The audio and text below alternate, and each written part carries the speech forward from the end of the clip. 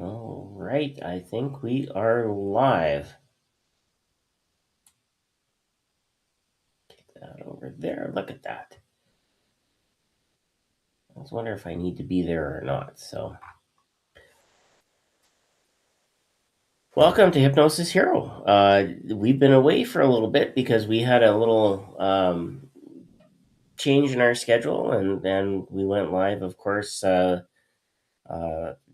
from the UK, and had all kinds of uh, good times with our guest, and that was in the first week of the month. So now here we are in the last week of the month, the fourth Tuesday, and we're back on track. And we've got an absolutely stellar guest. I can say this for sure: this is the first time, and I can report this with confidence. This is the first time this year that there is no snow in either forecast model for Saskatchewan, and it's almost May 1st.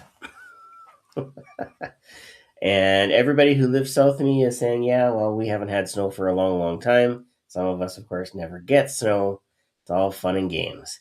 So, what are you thinking about? What are you thinking about that? Let's see. Laura says that she can't hear. Brian, can you hear me? Let's bring on Brian. There we go. We'll start with a question. Can you hear me now? Oh yeah, I put the "Can you hear me now" thing on YouTube because it was right before we went live. I was like, I just want to see if the comments are going to pop up. So, Oh yeah, comments always pop up. Speaking of things that kind of pop up and catch your attention, I was coming back from a school today, working with some students on robotics and automation and programming things. And as you know, as you're driving, of course, you start noticing things, and all of a sudden, this movement caught my attention out the side, and I look, and there's a moose that's about 8 feet tall, with his neck stretched up another 2 or 3 feet, and he's trying to chew out on the buds of the trees that are there, and I'm thinking to myself, like, that's a big effing moose. Yeah, exactly, and oddly enough, that's one of the small ones. Like it needs to stay there off in the field underneath the tree rather than embedded in the grill of your car. Yeah, I just north of here, it was dropping off somebody, or maybe I was going to one of the schools, and I didn't catch it until after I had driven past them. But all of a sudden, I look in the rearview mirror, and there's two of them crossing the highway, and it's like, oh, wow. 2 seconds earlier, and I'd have been a sandwich. So, I was down in a couple of years ago. I was down in Texas at a friend's house, and we're going out to dinner, and we're driving along the I think it's like a two lane highway, like 2 lanes each direction, and just off in this pasture we see this deer just booking it. I'm like, I'm in the front seat going, like, I'm starting to do math, calculating distance. I'm like, it's funny how all of a sudden trigonometry comes right back. I was going to say, calculus is all making sense. Yeah, a squared plus b squared equals c squared. What the heck is c squared? Mass times acceleration potentially divided by a Honda Civic, and this deer leaps from the ditch over the little Honda Civic in front of us and clears the other side. And I was like, it was just absolutely mind-blowing the hang time that this deer had. Because I thought they are very agile. But it reminded me as when I was a kid, one of the main streets that would come right off the interstate in San Diego was Chase Avenue, right off Interstate 8 in El Cajon. And so we drive down, and these pigeons were like, it was like Red Bull before Red Bull came out. They would just drop out of the tree and swing right, hood level across the street, and then they go right up into the trees on the other side of the road. And there were probably 2 or 3 occasions that it was either your car windshield or the car in front of you. You just see the bird drop down, and then all of a sudden feathers everywhere. The thing, tumbles off and flies away. It's like, so with spring actually springing here in Saskatchewan, I have 3 sets of birds in my yard. In the backyard are all the robins. They're scratching around trying to figure out, what kind of bugs and whatnot they can eat while things are still melting. In the front, I've got all the sparrows, and just generally in the neighborhood, the crows are starting to circle, and so that usually means that at some point somebody will be missing from the first and second group. The occasional woodpecker, the occasional blue jay. It's kind of a mixed bag, but I know the geese are back. I was going to say that the cobra chickens have been migrating back north through the golf course. They've actually been here for almost a month now. Yeah. Still standing on the slough because they know it's there. It just Right. they can't melt it fast enough. So yeah. Anyway, well, so we got we got Lisa checking in. Same thing with Laura, and all the way from across the pond, Becca's joining us. And yeah, so I think we've got a few more people that are in there that haven't said hello. So if you haven't yet, say hello. Let us know where you're at, where you're coming from. Yeah, that's actually kind of cool. One, it reminds me where everybody's at. I know Lisa is to be determined, depending on where she's at touring wise. If I recall correctly, probably in and around the Oregon area, Pacific Northwest, maybe, because they had I think they are having a boot camp. Yep. They're not to boot camp yet, but I will say this. Oh, Florida, I'm way off. I'm fired. I quit. I had a feeling it was that Lisa was still in Florida and still having a grand old time out there. But I will say this about the boot camp. If you are looking for training, I would highly, highly, highly recommend Lisa and Alan's boot camp 100%. We know so many people that have taken that boot camp and some more than once, and always come out of it a better hypnotist than when they went in. It's not just lecture. There's an aspect of throwing you to the wolves, and it's just like kicking the birds out of the nest. We throw you in the water, and you're gonna learn how to swim. Yeah, practical experience and good feedback, right? Mm-hmm. Those are the pieces that you want to have. Practical experience with actually good feedback that is going to challenge you to grow. And there it is right there, hypnosisbootcamp.net. I know I've seen the ads out on the social media sites as well. So again, can't recommend it enough. If you're looking at stepping out into stage hypnosis, or you've just done it and you're looking to find somebody who can actually work with you to improve your skills, Lisa and Alan, 100%, hands down. So we're going to say g'day to the Mind Tonic Hypnosis from Australia. What part of Australia are you from? And what time is it? Yeah, well, probably what day is it too? It's got to be tomorrow already. Yeah, I was talking to a Shriner buddy of mine who went back to the Philippines for probably a couple of weeks, and I talked to him the other day, and he said, I was like, "What time is it?" It's 8:00 here at night, and he's like, "Oh, it's 11:15 tomorrow in the morning." And I'm like, "Oh, cool." So Lisa says absolutely 5 shows with feedback, fresh audiences. We're gonna throw a little love out to them. Yep, and absolutely. We've got Thursday the 29th. It's 10:40 a.m. Wow! So the sun has come up tomorrow already. That gives me hope. Wait, Thursday the 29th, and it's still Tuesday night here. Well, you haven't even hit night yet. You and I are still in the evening for another 20 minutes or so. Oh God, it's rush hour traffic probably just started about 30 minutes ago. Yeah. Well, for me, it's for me in York, and it's like a rush minute or two. Yeah. No, you're coming from the future. I need winning lotto numbers. Yep, those would be helpful. So we've got a pretty cool guest joining us tonight. It's been a little bit in the making. You know, there's been the prodding, the encouraging, the screaming, the crying, and that's just Brian. I was going to say, and then there's what she said.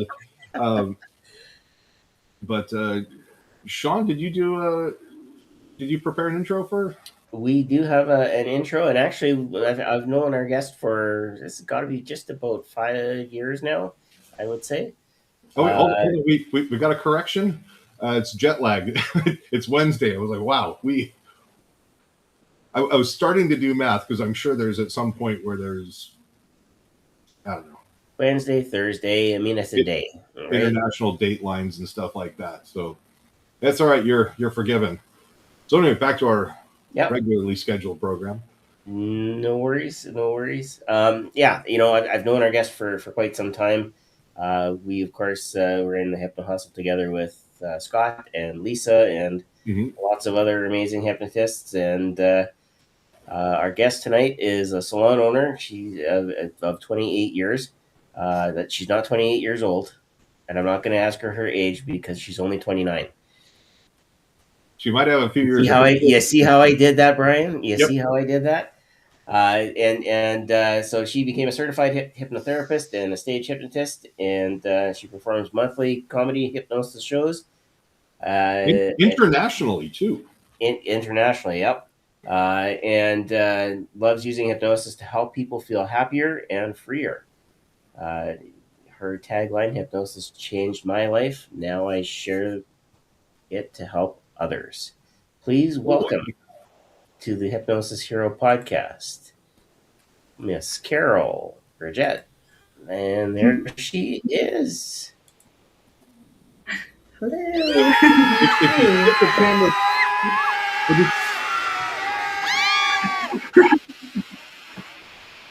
All right.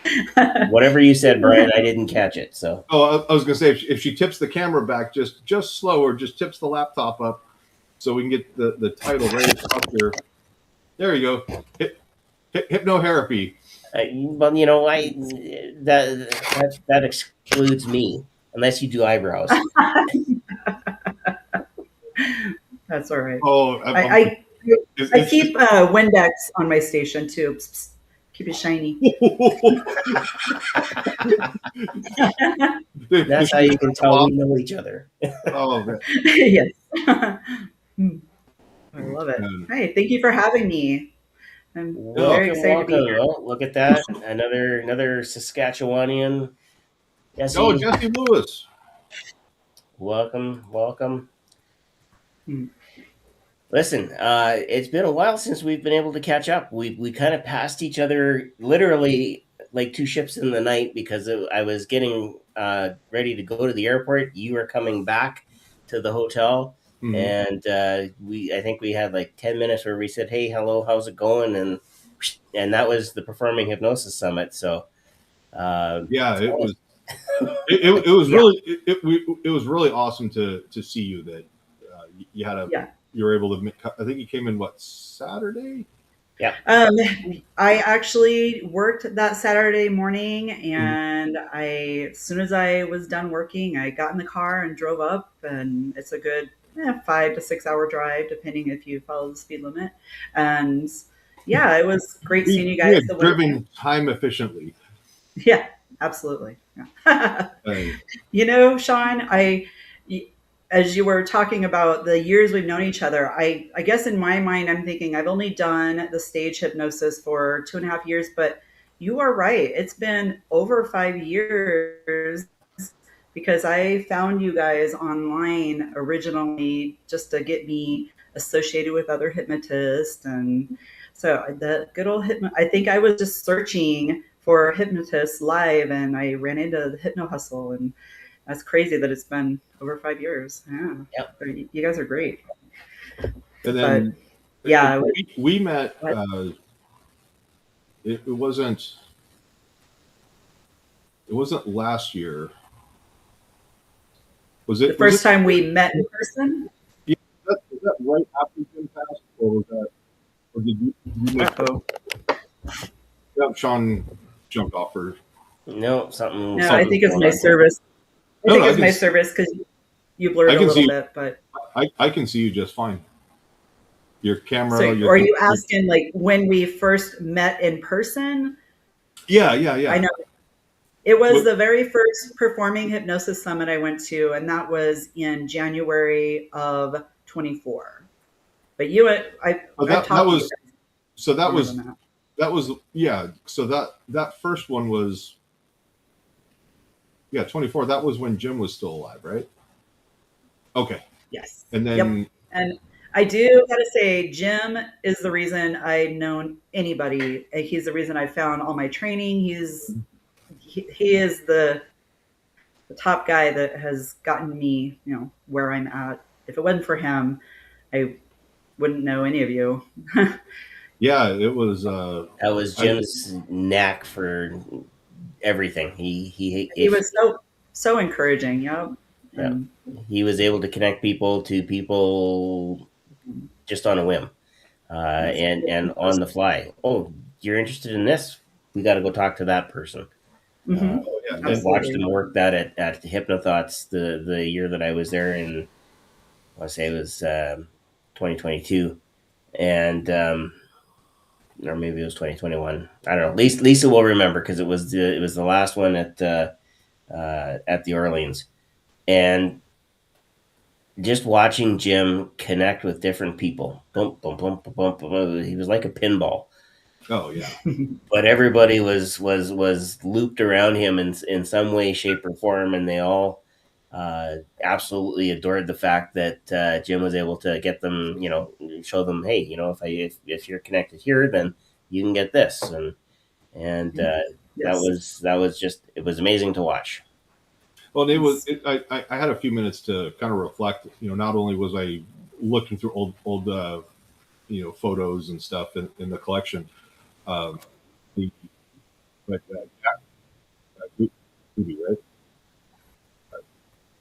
He posted having to send something. He had somebody up on stage that was hearing impaired and had to send them back, so that it went back to the pre-hypnosis mafia training Dan Hedrick, and then that Facebook link, and from Dan's post, Justin James jumped in and was like, "Oh yeah, here's some of the video," and it just kind of got me thinking. Oh my God, that was back in 2017, and all of the wonderful people that had the honor and privilege of meeting and interacting, and just how much that's contributed to my life, and just how grateful I am that Ford works in mysterious ways, but of how I met Jim, but then just how all this stuff just kind of grew and snowballed, and I kind of Forrest Gumped my way into here we are.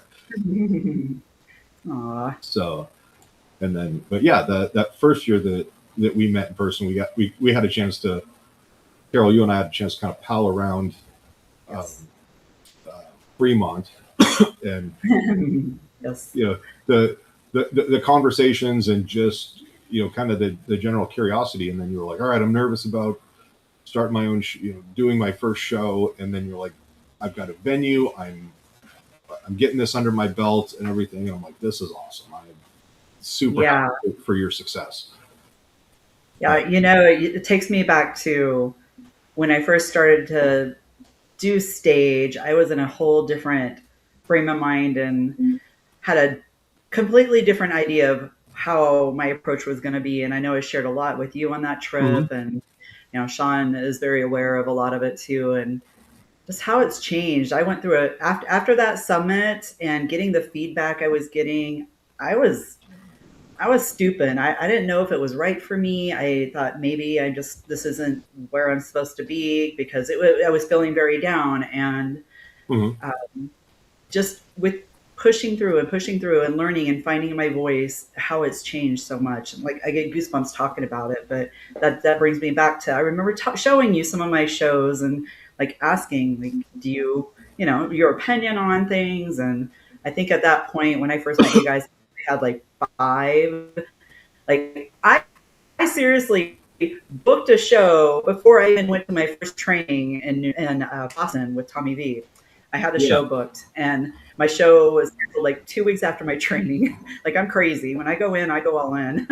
Yeah, but and I just had in my mind, and that's totally what was different. that was one of the things I really enjoyed about our interactions, was just the collaboration, and it was just more of like, I've got an idea, and how do we polish this up? How do we tweak it?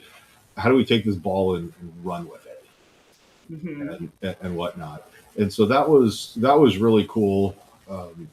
We got some funny, silly, memorable pictures, and Yes. and it was, Oh, there's evidence. It's all family friendly. I'm Absolutely. But it was one of those things where it was after Kevin's show. We were down on Fremont, and people were like, all right, what are we gonna go do? I'm tired, yawn. And it was my first time really being in Vegas and kind of doing it properly. And I was like, well, I'm here. I want to go nose around a little bit. Cool. Safety in numbers. Let's roll. And, so for, had it not been for you, I probably would have been like, all right, fine, I'll go adult and go back to the hotel and get some sleep. Wait, I helped you on that trip? Of course. Yeah. I was going there to learn and get the help from all you guys, but no, that's cool. I'm very familiar with Vegas. and actually, scrolling through the photos, I came across the video of where that was the year that we wrapped up the conference, and Jim was arguing with the dealer on roulette to where we're going to play 17 black. The two of them hit. Jim wins like $1,000, and I just couldn't get my money in edgewise, and so that was kind of the last. Is this the same trip that you lost your card or your wallet or something to? It was well traveled across Vegas. God damn it! Yes, man. that was the trip. It was. I left my debit card at TGI Fridays at the Orleans. So when I'm going through, when I'm going through TSA security, they're like, "Okay, do you have your ID?" I'm like, "Yeah." Open up my wallet, and I'm like, "There's something missing here." And then it just dawned on me. I was like, "Oh my god!" So call back to TGI Fridays, and I'm like, "All right, is the bald guy and the British guy in the red hoodie still there?" So obviously, you're describing Jim and Grass. Oh yeah, here's my debit card. I can describe what's on it because it was a custom photo, and I'm like, look, I'm at the airport. I'm past security. I can't go back. My flight leaves in an hour. I'm like, Jim's coming back to day after tomorrow, and so now Kevin Lapine was with them, and so Kevin, being the wonderful Kevin that he is like, we're going to pose for pictures. Thanks for the strip club and breakfast. And here's all that stuff, holding my debit card up. But now, just remember, Scott says there's a fine line between training and evidence. I concur, Doctor. It's great to hear from you, Scott. Hope things are well down in Texas. We also have Fearlessly Phoenixing joining us, and it's been a while since she's been with us in a podcast, and she said, yeah, Jim was an incredible individual. His supportive nature and belief in people was monumental, and just like that, so was his sense of humor. Yes. And then, Carol, you were able to make it in town to actually meet Becca. So Becca said, yes. Hello, Becca. It was Becca so great meeting you. Yeah, Yeah, Becca says she misses Vegas so much, and in the messages that she and I have had back and forth, she's like, "I can't wait to go back." I'm like, "Great." I would say save your pennies, but it's save your British pounds. Yeah, are you guys dropping the penny now? Are you actually following suit with the Canadian? Did I hear that right? I think they're not manufacturing anymore. They're basically the pennies that have been created are out in circulation, and I think there's probably something that will probably encourage businesses and stuff to round up to the nearest like 5 cents or something like that. Yeah. I'm very a big fan of using as much cash as possible, and I'm learning this. I like to the penny. I'm like, oh, 37 cents. Here's 37 cents. They're like, nah, just give us 35 cents. I'm like, oh, okay, no more pennies. All right. Yeah, it does actually even itself out over time when you think about it, because a lot of your purchases will either be rounded down or rounded up depending on where they are. So yeah, because I think the cost to transport them, and then even just the cost to mint them, I think it costs about 4 cents, between 3 and 4 cents or so to actually make something that's worth 1 cent. And it's just an adjustment, something we'll need to talk to our grandchildren about history. Yeah, there used to be this little round thing. We used to have these copper coins before it turned to Bitcoin. Yeah, right. This is what non-American. I still have. This is what non-imaginary currency was like. Right. yeah, Yes. it isn't a RFID chip embedded in you, or a circuit embedded in your brain yet, but that's coming. So you have a bunch of shows under your belt now. Mm-hmm. I do. So, and how does that feel compared to, because I know what it was like for you when you started. I mean, and granted, I think that's everybody to a certain extent. There's some trepidation. There's some, oh my gosh, like, oh, what are we gonna do? How am I gonna handle this? And then stuff happens. Like my second show, the sound was just toast. I couldn't use my iPad for sound effects. I had to do everything manually, and so it was a good learning experience looking back on it. But now 35 shows later, you're a seasoned professional. How is it now when you walk into a venue? I have to say, I just this past Saturday was my 39th show, and to this date, every single show, I learned something different. Like from the worst to the best learning experiences. Like he's talked about the sound thing. Like I can tell so many stories, but every single show is a learning experience. Talking about learning experiences, just because when the thoughts are, I got to say it or I'll forget it. But when we were talking about meeting and in Vegas for the first time, if there's any up and coming hypnotists watching, go in person and meet other hypnotists. You learn more from them than anything. Every hypnotist I have met with my questions, it is the best learning you can give yourself. And everybody is such a good family, good supportive team. I don't feel like there's any enemies. If there are, I'm very unaware. But I wanted to throw that out there. But as far as like all the shows I've done, how does it feel? The confidence is definitely there now, but I have to admit, and I'm going to be calling somebody out, and I don't even think he watches this stuff, but maybe he will. But when I last saw you guys up in Vegas in January, I had mentioned in class that why after 30-something shows am I still shaking my boots in that pre-talk when I should be a pro by now, in my thought, in my head. But the panel gave me some great answers on how I should handle things.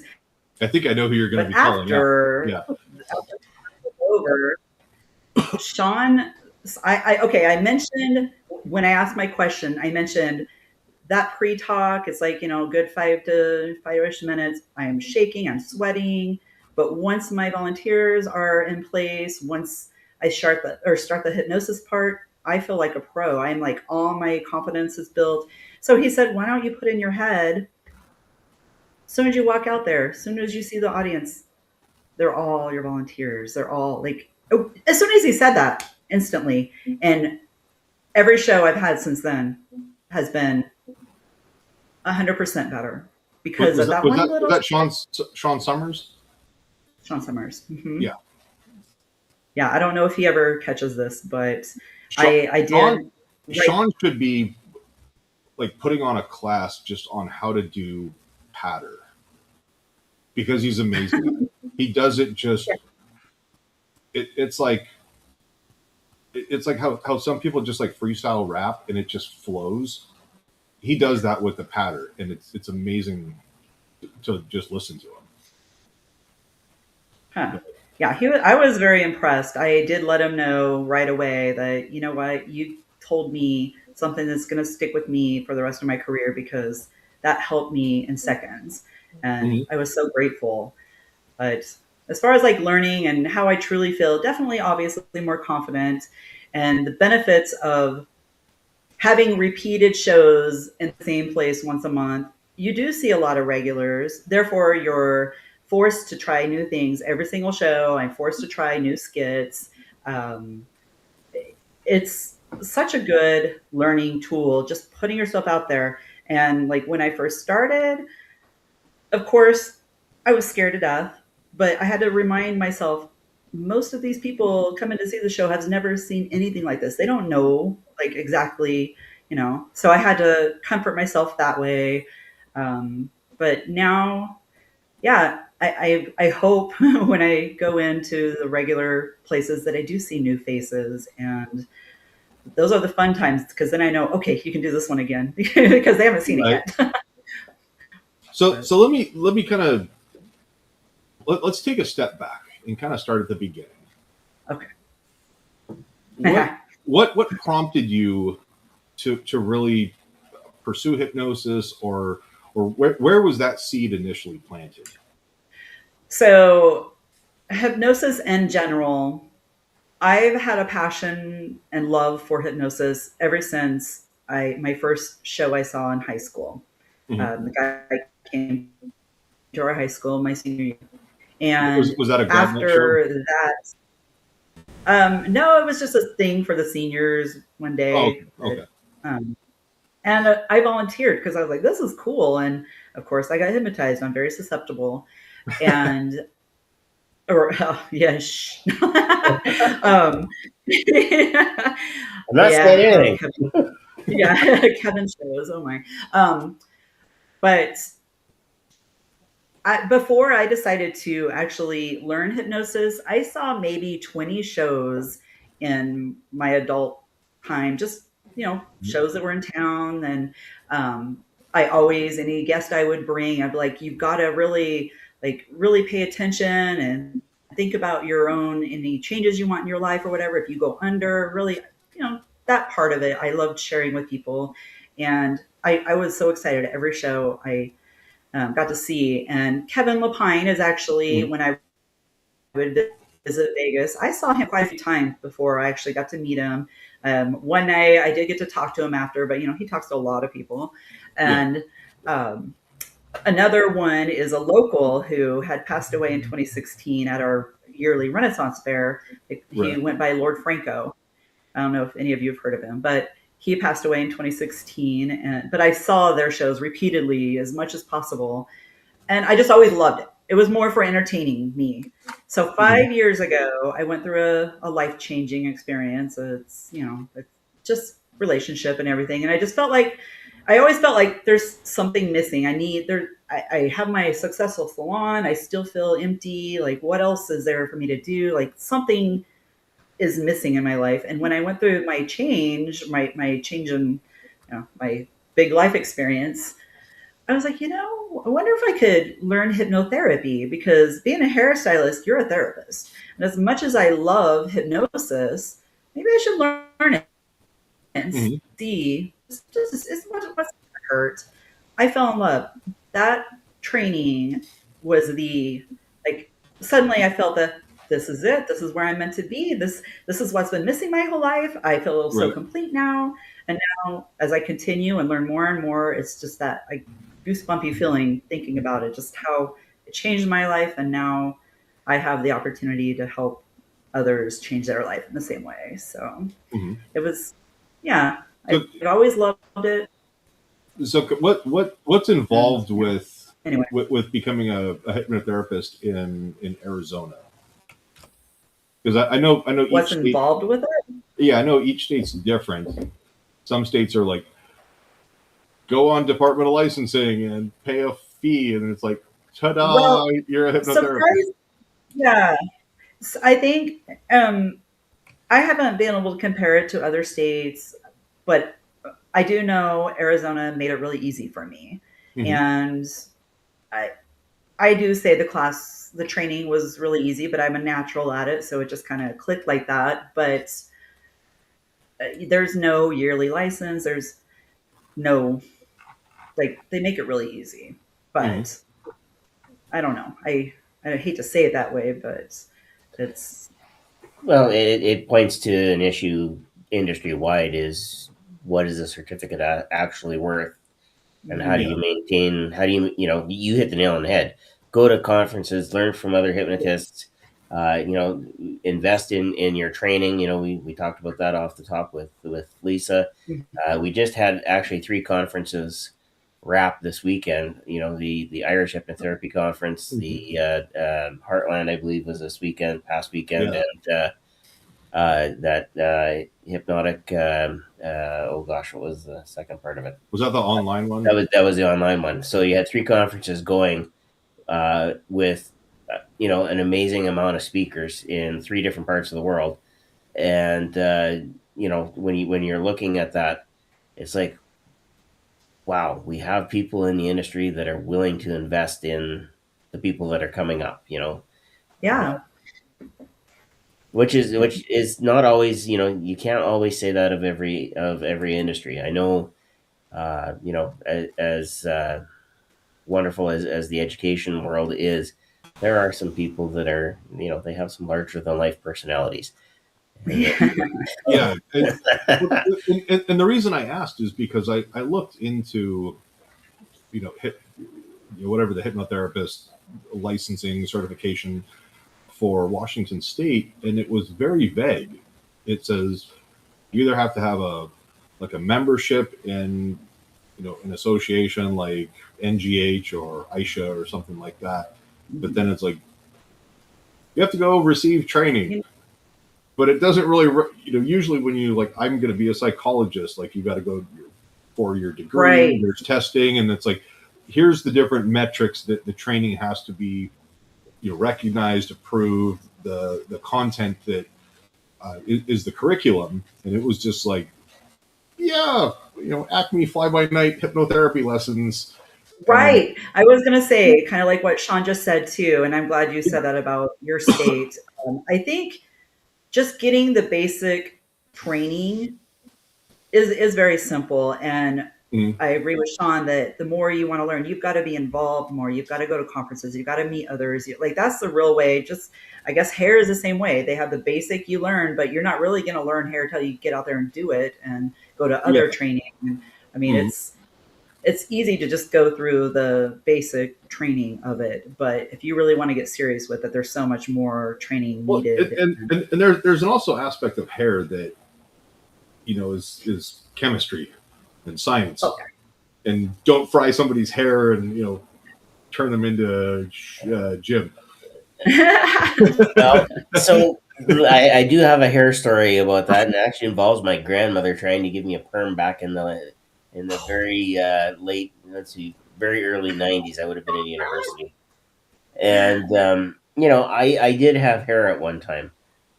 I do have proof, but my hair was always just absolutely All right, straight. just hold on. Be still in the frame, and then everybody just focus on Shawn and just imagine him with like a Rick James Jerry curl. I can pull my grad picture up if you want. I have proof. Oh my In fact, goodness. I might just do that in just a minute here. I'll find it, but let me tell the Oh, story. So my hair was always ultra straight. My grandfather is black. My brother got kind of a nice curl to his hair. My sister got this nice wave. Mine was just absolutely straight all the time, and I couldn't do anything with it. I said, okay, well, we'll try it with the perm, and literally with the chemicals burnt my scalp and my hair. So Clairol, that I'm coming for you. Yeah, yeah. And the hair follicles went. We shall seek our revenge. Yeah, we're not doing this again. I mean, I definitely had less hair, and some of it was curly, and some of it wasn't. Oh man! But yeah, she left it in just a little bit too long, and disaster results. Which is why you go to a professional. And I'm sure one of your worst memories of it is the smell.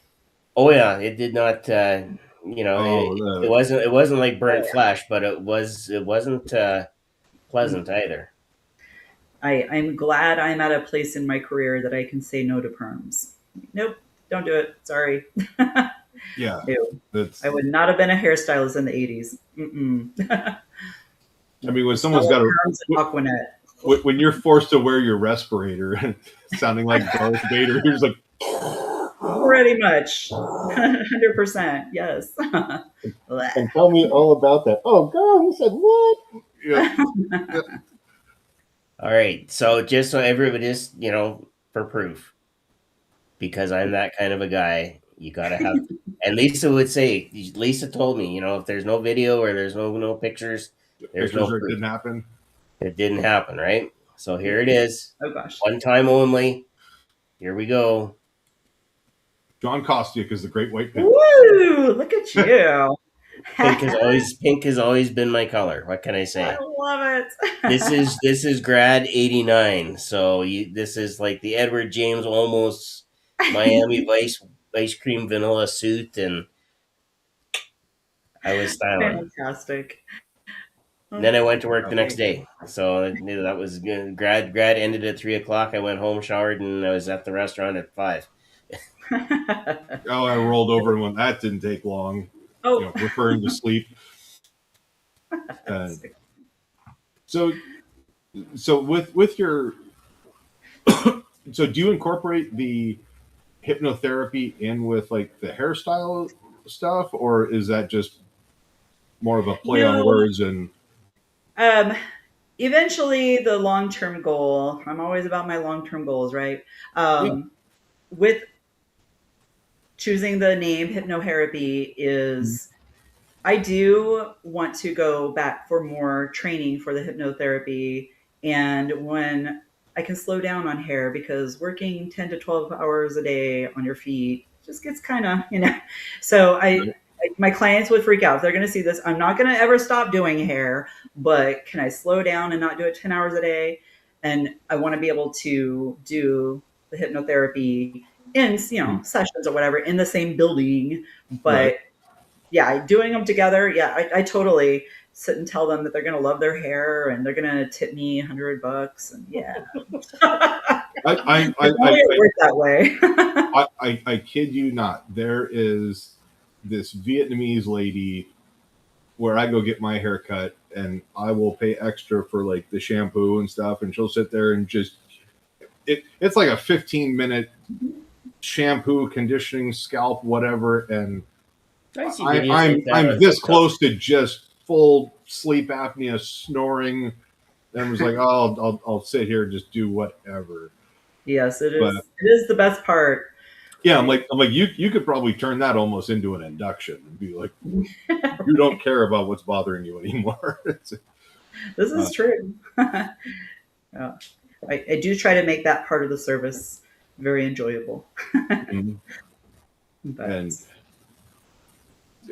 how much of that is like, friends and stuff? They're like, oh, hey, can you come hook me up with a haircut? And it's like me when I used to detail cars. Like, I used to enjoy doing it, and then it was a job.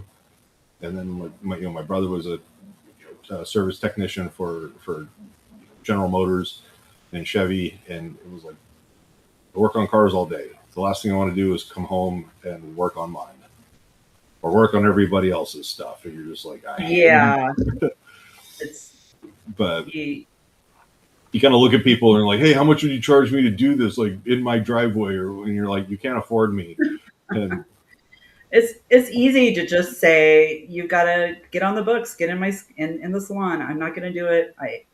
At home when I already work 50 to 60 hours a week. No, when I'm off, I'm off. I'm not even like talking about hair. They want to meet up for dinner or whatever, start asking me hair questions. I'm like, just wait until you're in the salon. No more hair talk. Like, yeah, exactly. But it's also like, you know, with I mean, you're already in that entrepreneurial role, you know, working for yourself, and you know, being able, you know, when you take the performing hypnosis part of it, you're able to go, okay, I'm going to book a show. This is what I need to make in, say, a couple hours worth of work to make up for, you know, taking the day off from doing hair. And, you know, when somebody, I could see somebody like you, someone comes in and goes, oh, you know, I can only afford $500 for a show. It's like, I could make more money shampooing someone's hair and, you know, doing a blowout or some of the other Latin terms you guys throw around for stuff that you call it. Not perm. What note is oh God.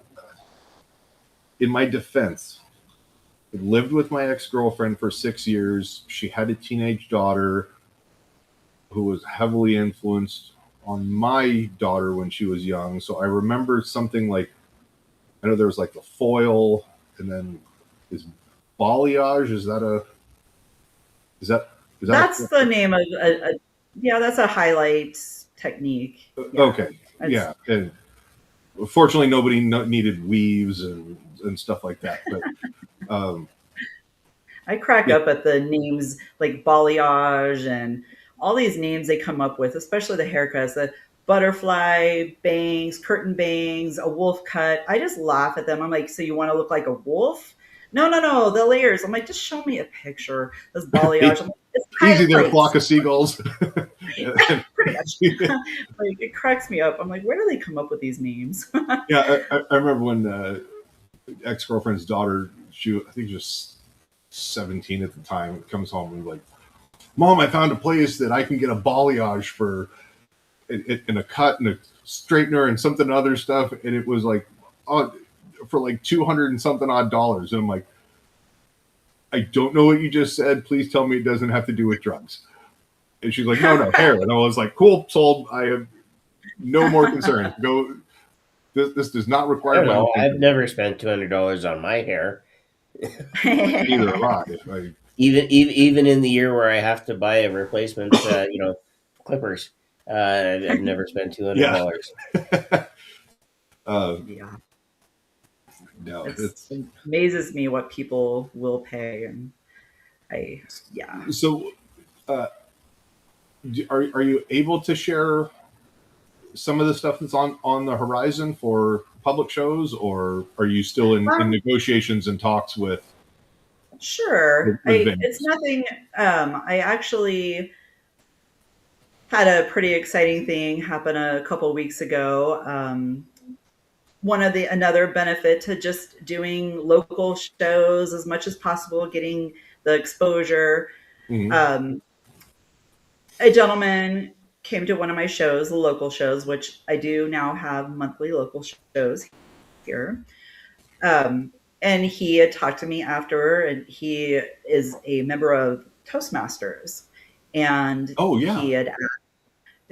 said that they have their yearly summer party that they've had magicians, bands, and they said, we've never had a hypnotist. Is that something you would do?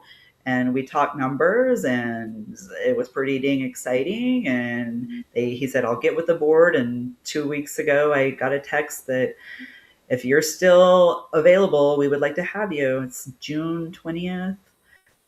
Sweet.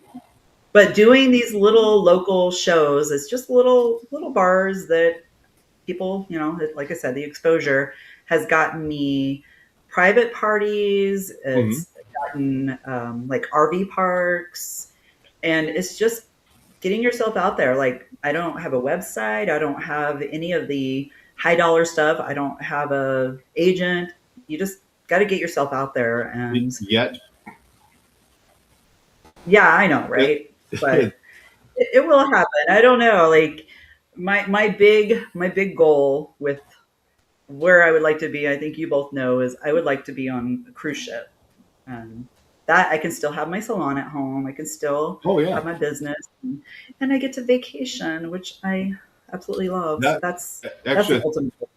I think Deanna Nunez, one of Mhm. our expert panel Oh yeah. and presenters at PHS, total sweetheart. I think the last Facebook post I think I saw, she was in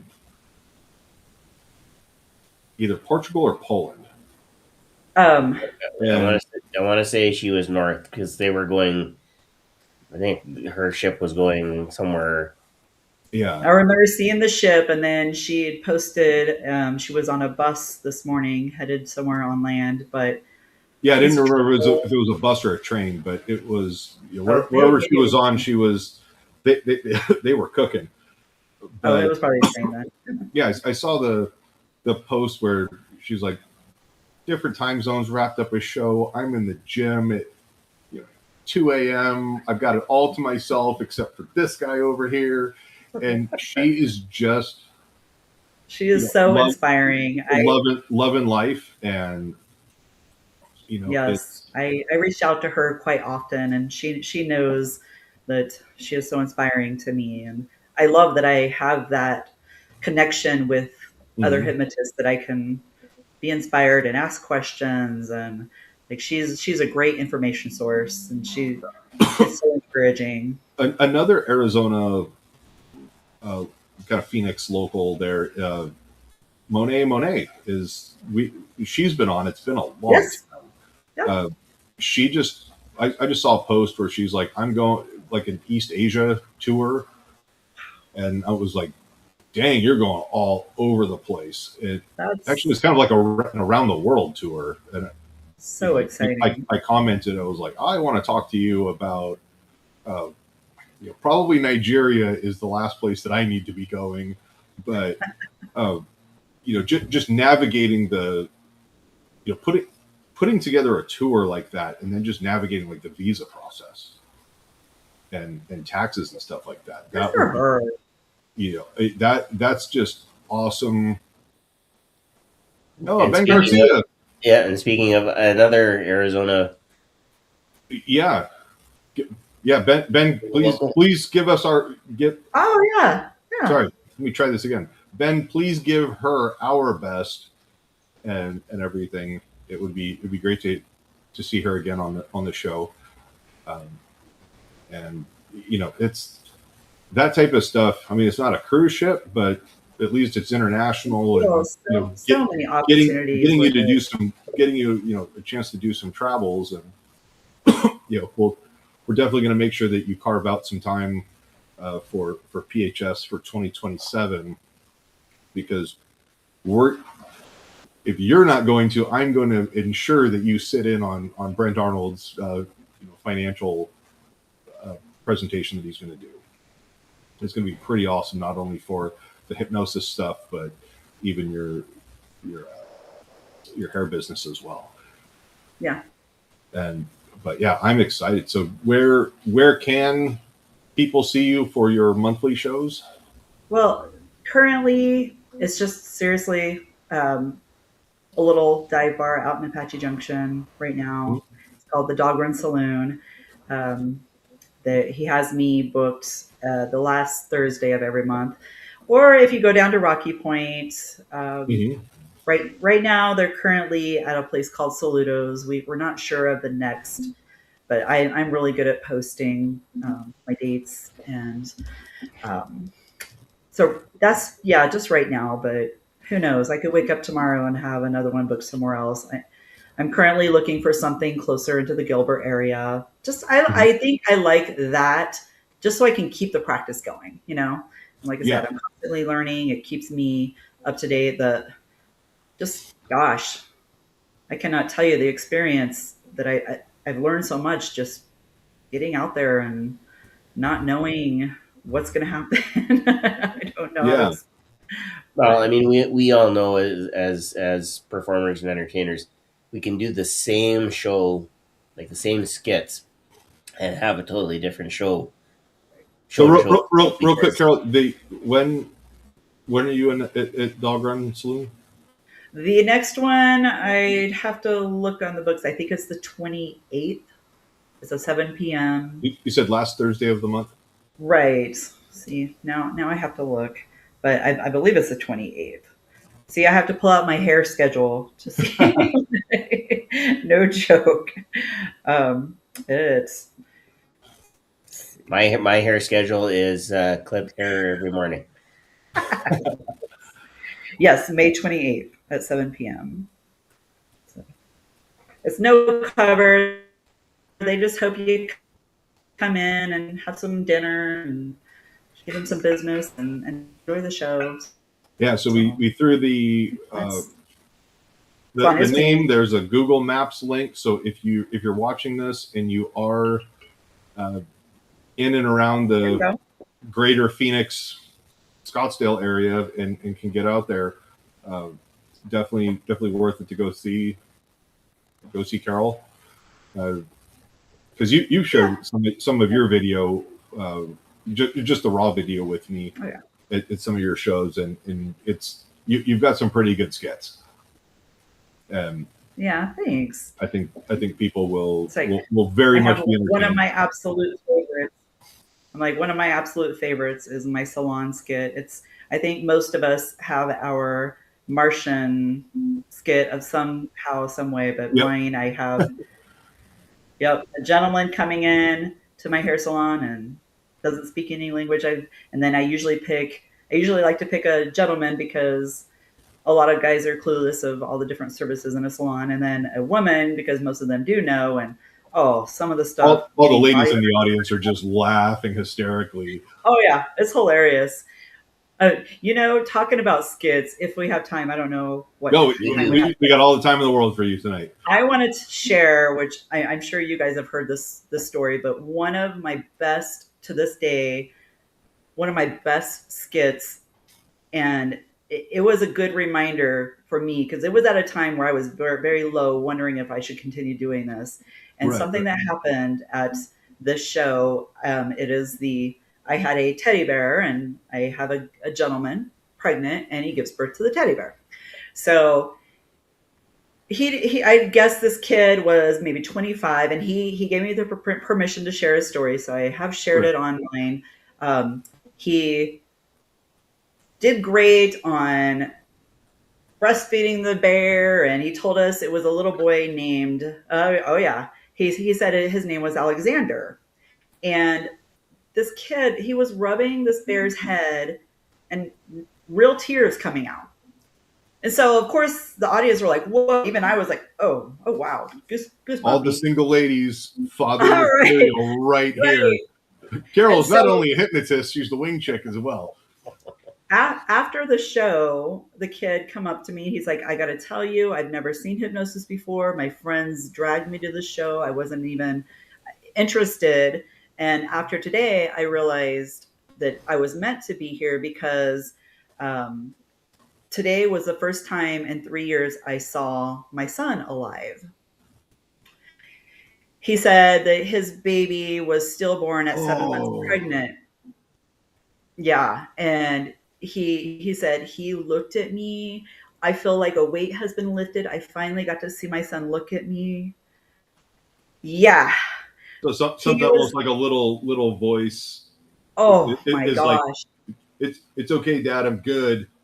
Like don't worry about this. And then I could almost imagine like that could have gone one of two ways. Like super traumatic, but then in this it almost sounded like it almost sounded like there was an element of closure and like relief. That's exactly what he said. He said, I feel like a weight's been lifted. I could finally move on with my life. He said he needed that more than anything. And I gave him the teddy bear. He's like, are you sure? I'm like, this is Alexander, of course. Like, this is your Who son. am I to take your child from you? He was so happy. It was the coolest, most, like, it was a good reminder to me that I'm doing what I'm meant to do. Like, you just never know. Yeah, it's a genuine moment. And like, still telling the story, I get a little misty eyed. and at that, at a show like that, it's almost like what I describe as skydiving, or even like doing magic for people. You give them that little break from reality. Nobody cares about the mortgage or rent or car payment or who left the toilet seat up or the towels on the floor. It doesn't matter. It's just we're laughing, we're having entertainment, and letting people live it. Like you said, here's a little bit of not so much self-discovery, but sometimes life is just kind of funny like that, where it's just like, all right, cool. How much of that was, Jim looking down, being like, all right, let's make this happen. Like, hey, I know somebody. You're struggling. All right, go to this show. But there's some sort of, just like I said, a higher power, coincidence, dumb luck, whatever it is. You're just like, I'll take it. Yeah, I agree. I'm kind of looking. It's been very rewarding, and it feels.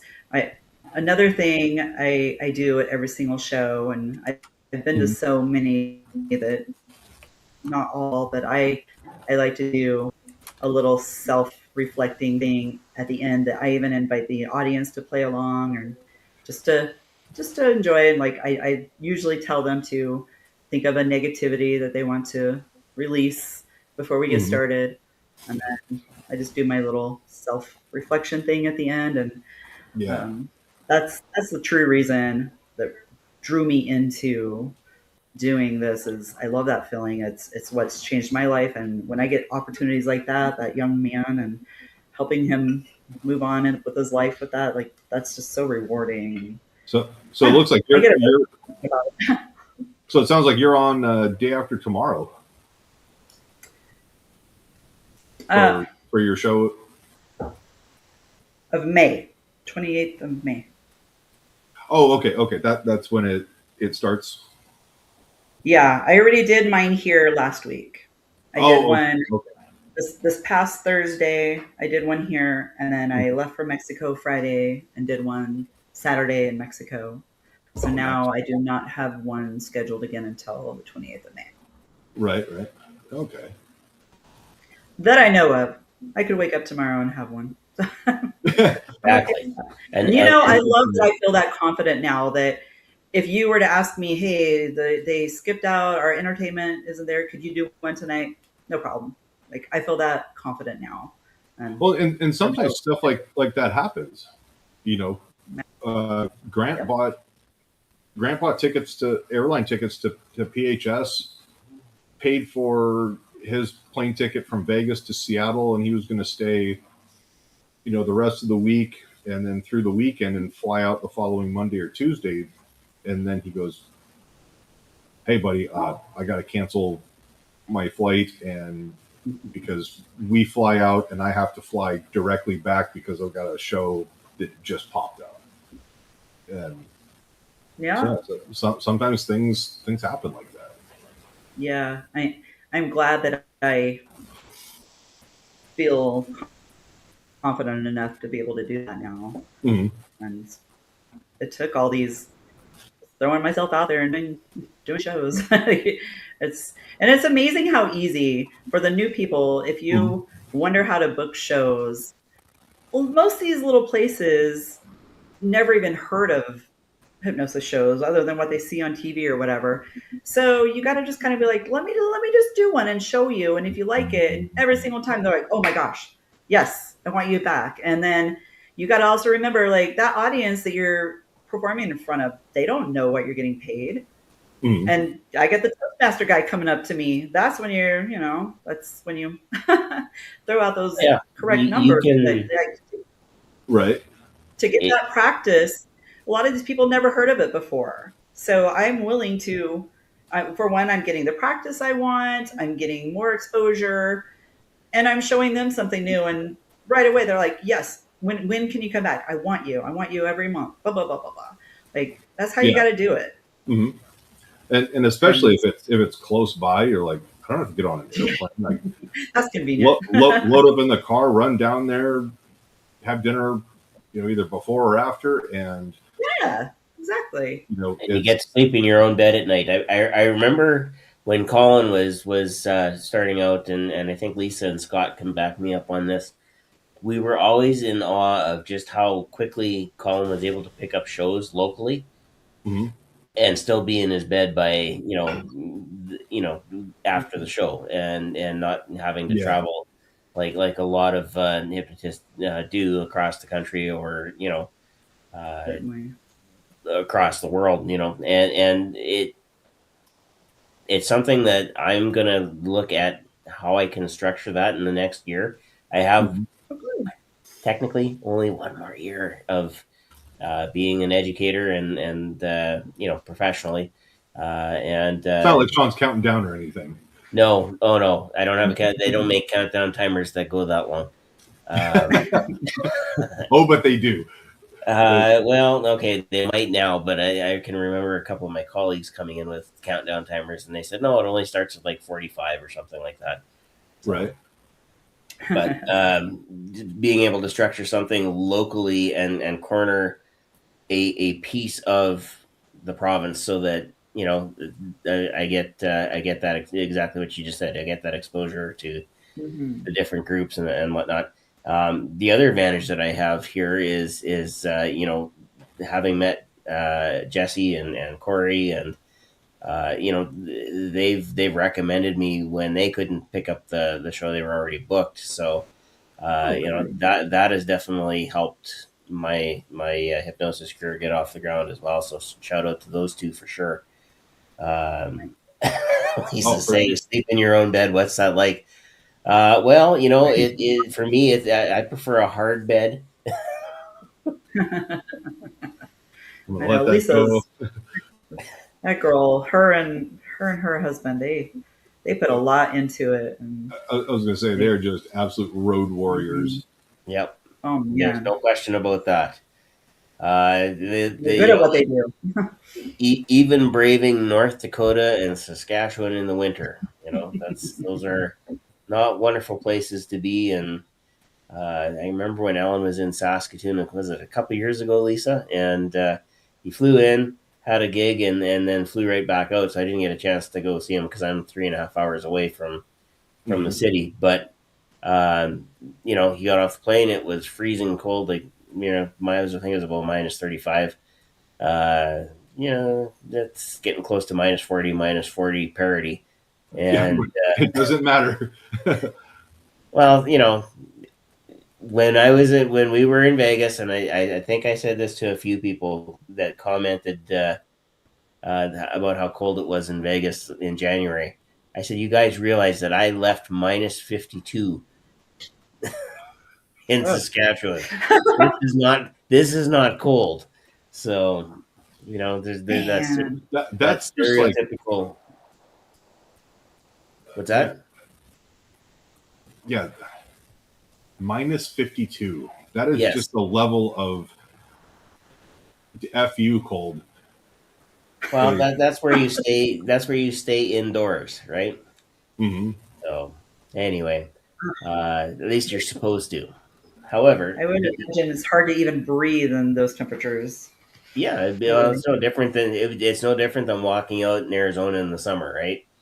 Like that. You get pretty used to it. It's a different. I know the dry heat. It really is a different kind of heat.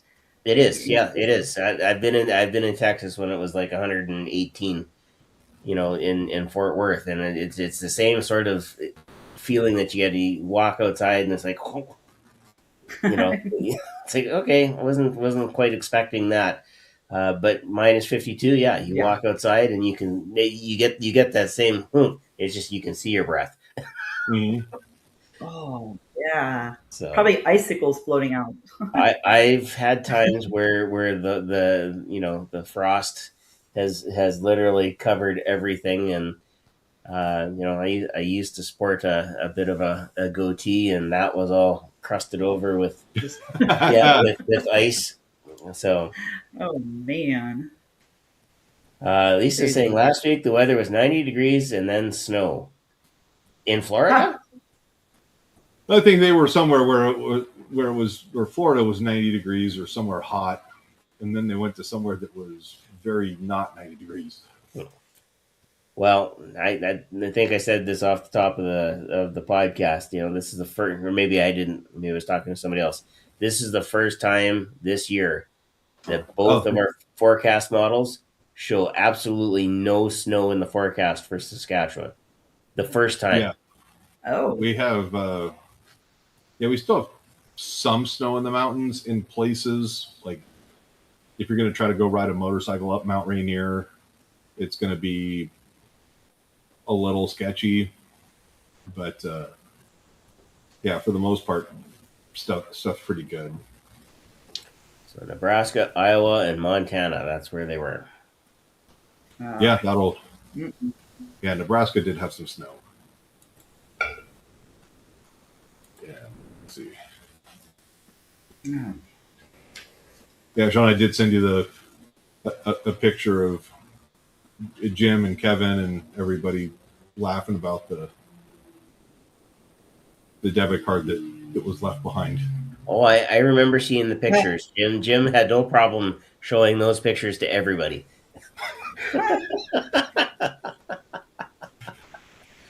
And then he writes about us in his book. Yep. It's all, again, it was one of those things about Jim and his as deep and philosophical as he could be and as connecting as he was, his sense of humor was, you really had to watch yourself. I mean, as much as he called me a geek and a nerd. Oh, dad jokes aplenty. I mean, it would be, I think there's a part of Grant that continues that tradition because we'll just start saying stuff and then it just goes completely off the rails, and then we just keep going with it. And that was kind of my relationship with Jim, is just these stupid puns and everything like that. So yeah. All right, I just posted in the chat, so the friend or frenemy question is coming up. Question is Carol a friend or a frenemy? We're going to find out how well people know Carol here in just a second. Feel free to vote in the chat and let us know, friend or frenemy, and don't say anything else about the question. This means you, Becca. I don't know. Becca's probably sleeping. It's because they've got an extra hour on us now with, what is it, British summertime or whatever it is. They've got a whole extra time zone. I thought we went back to... They're like 8 hours. Yeah, it's eight. I know 8 hours from me, but then... No, it's got to be 9 hours now. Oh, let's see. I can tell you what time it is because you know what? We have an app that does that. Uh-oh, we lost Carol.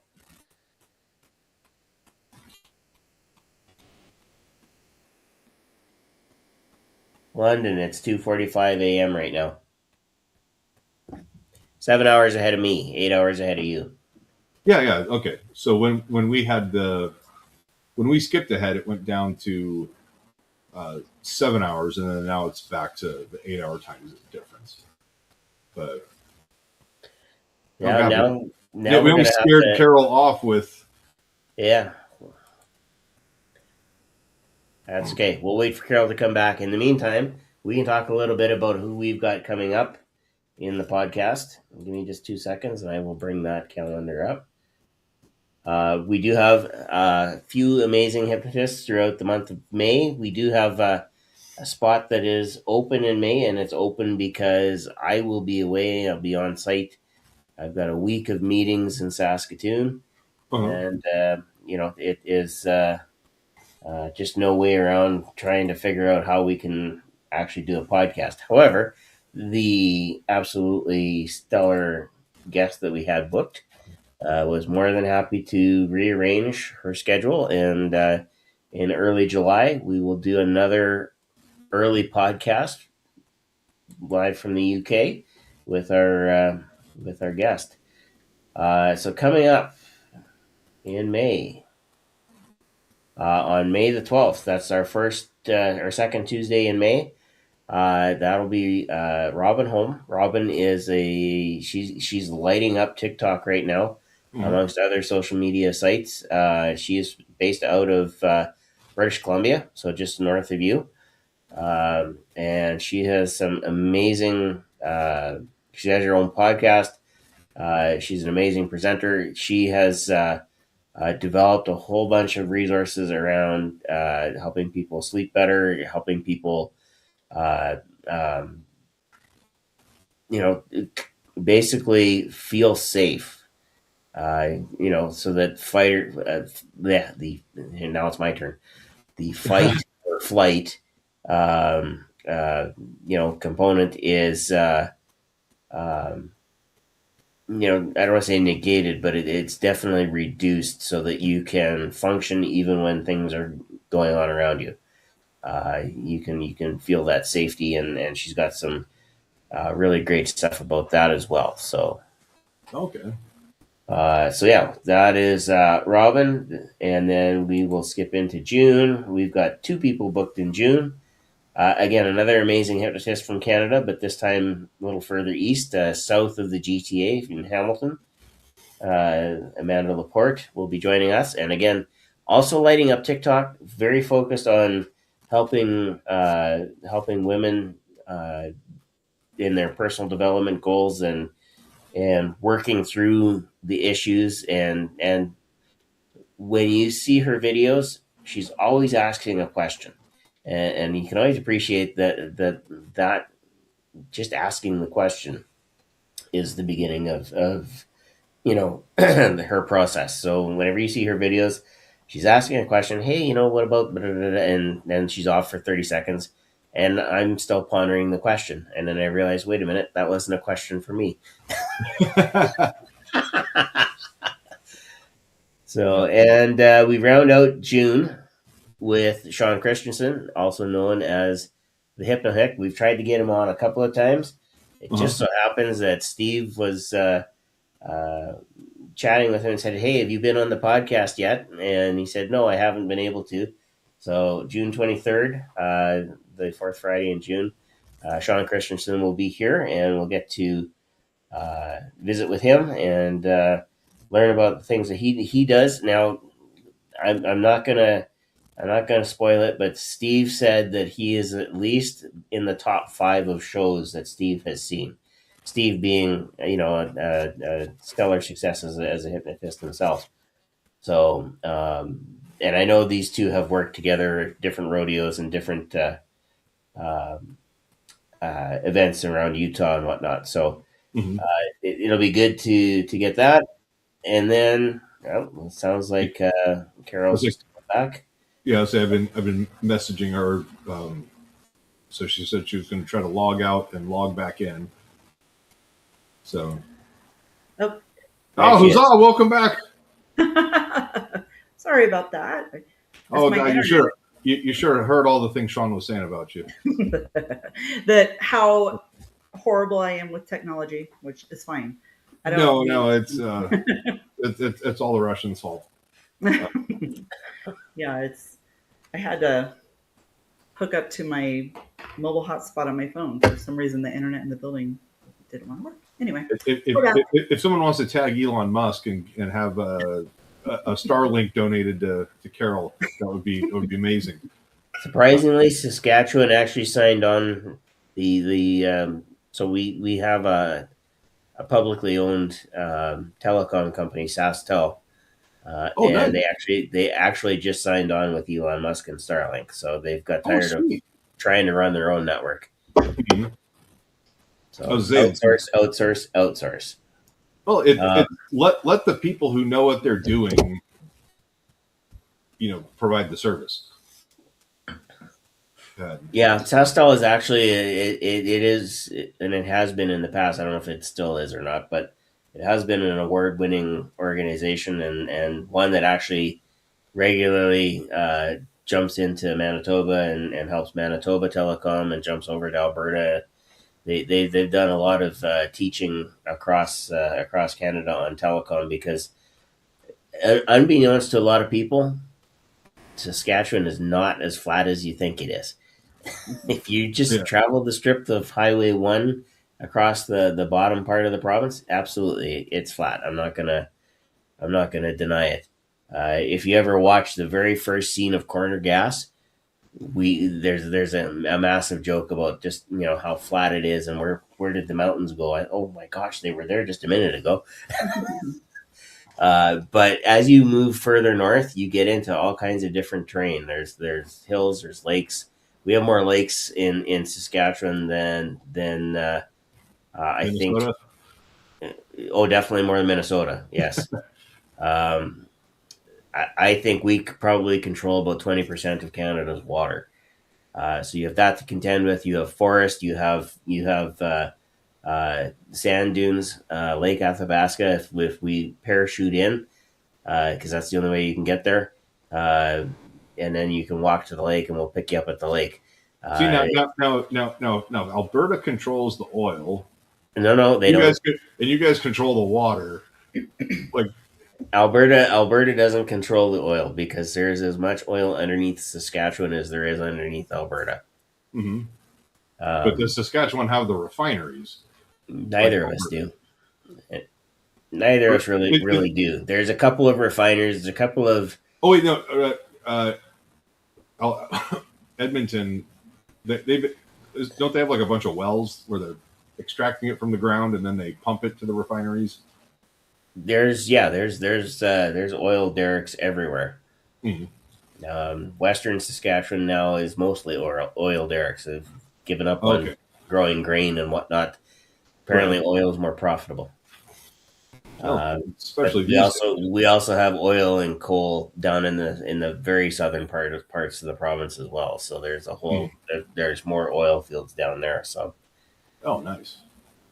But anyway, let us get back to it. We had one person vote that says that you are a frenemy, and that's Cindy.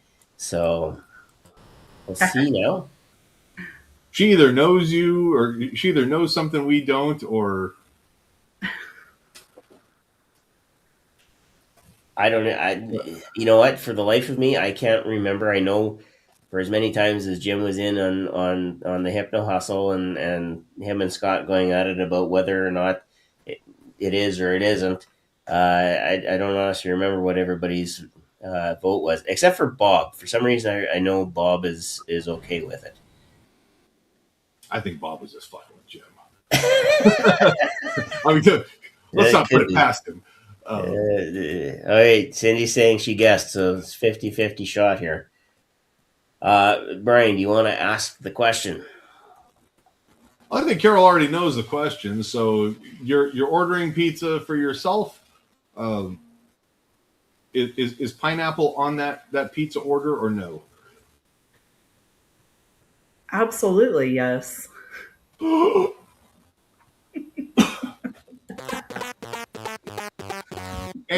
unfunded. And once again, Shawn apologizes to the world for Canadians inventing the Hawaiian pizza. God. Everything's better with a little sweet added. You might as well just buy your gas by the liter.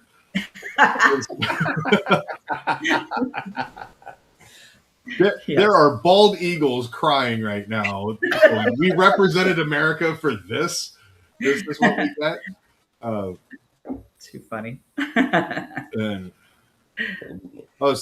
Cindy asks, did she win an award? Yes, Cindy. If you get out to Arizona, preferably the Phoenix area, Carol will do your hair. So book a show and team up. Tell her I'll buy her a wine opener that won't get taken through security.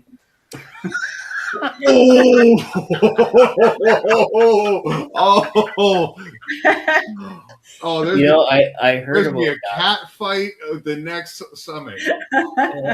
I heard about that, and I thought to myself, well, then of course I'm traveling from Canada, so I have to have a big suitcase. Yeah. Otherwise, my big winter jacket is staying in the car, and when I get back there, it's really cold. And there was the first in 24. That coming back from that, we were delayed. So my travel was Sunday night from Vegas to Edmonton to Calgary. And while I was in Edmonton, they canceled the Calgary flight. So I had to spend an extra day in Calgary, but I only had my light jacket. And it was minus 20-ish. It was kind I'm of cold. staying inside. Yeah, well, as much as I could, but fortunately, for the most part, it was inside, except trying to get the shuttle to the airport that they were paying for. So that was a little chilly. And then home the next day, and then you have to warm the car up when it's minus 30. And Shawn's outside going, "Come on, Yeah. get in." Wouldn't be the first time. So. But, it's just one of those things. But yeah, that all was packed away for me. So that my the Entertainer's Secret. oh yeah. That we got as well. Those were conveniently tucked away inside the luggage, like it was a bottle of perfume. I There's ways. The ones that we had in the bags, the little tester ones were under the 3.4 ounces or whatever. Yeah, so. I mean, I could have had it in my carry-on luggage, but I wound up when I got home, just taking those little bottles and emptying them into my larger. Oh yes. Yeah, so me and Cindy couldn't have been the only ones that happened to. I think there were a couple others. Yeah, so we probably need to have a little like a class or something on that. It's like, hey, corkscrews don't fly in carry-on baggage, and the little foil cutter knife is considered a bladed weapon. We can always I would say ship it home. It might actually beat you there. You never know. Yeah, right. Yeah. Well, normally I drive that trip, and having my one little carry-on for one night, I didn't even think about. So I don't know. Yeah, that's. But yeah, it happens. Shawn, I'm gonna take a minute. We're gonna do a shameless plug. Is for PHS 2027. I'll be reaching out to them. I tagged them on Facebook. So, but the PHS 2027. We have the tickets are on sale. The speaker submissions are open, and the discounted room link. It's under $35 to reserve your room. So make a reservation that, as if you're coming in a couple of days early, you can always modify the reservation. For some reason you just can't go, it's a fully refundable deposit. Just make any changes at least 24 hours before your scheduled check-in. So reserve a room, and then if you need to cancel it so that you have it and not need it, versus the converse. Because as much fun as it is for me to scramble at the last minute, I'm trying to help people sort things out. Your sound is coming through, Brian, like you're talking inside of a. How about now? Is that better? It was. It sounds like you're in a bottle. Really? Okay. Yeah, that's better.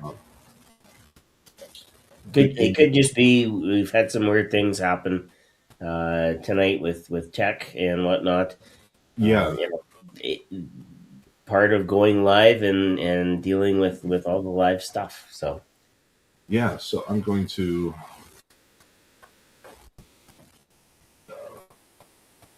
Shawn, if you can hear me, Shawn, I'm talking about that. I'm going to try to log into my building internet again because with it being on my phone is being very glitchy. So, okay. We will see you in a moment. Okay. So let's see, is that? There we go. Performing Hypnosis Summit, discount room link. There we go. Is that Caleb Giga Chad? Looks like it. Say hello. And then Cindy says they need to know with taxes it runs about $100 a night. Actually, Cindy, we're going to there's actually reduced rates this year. So we are looking at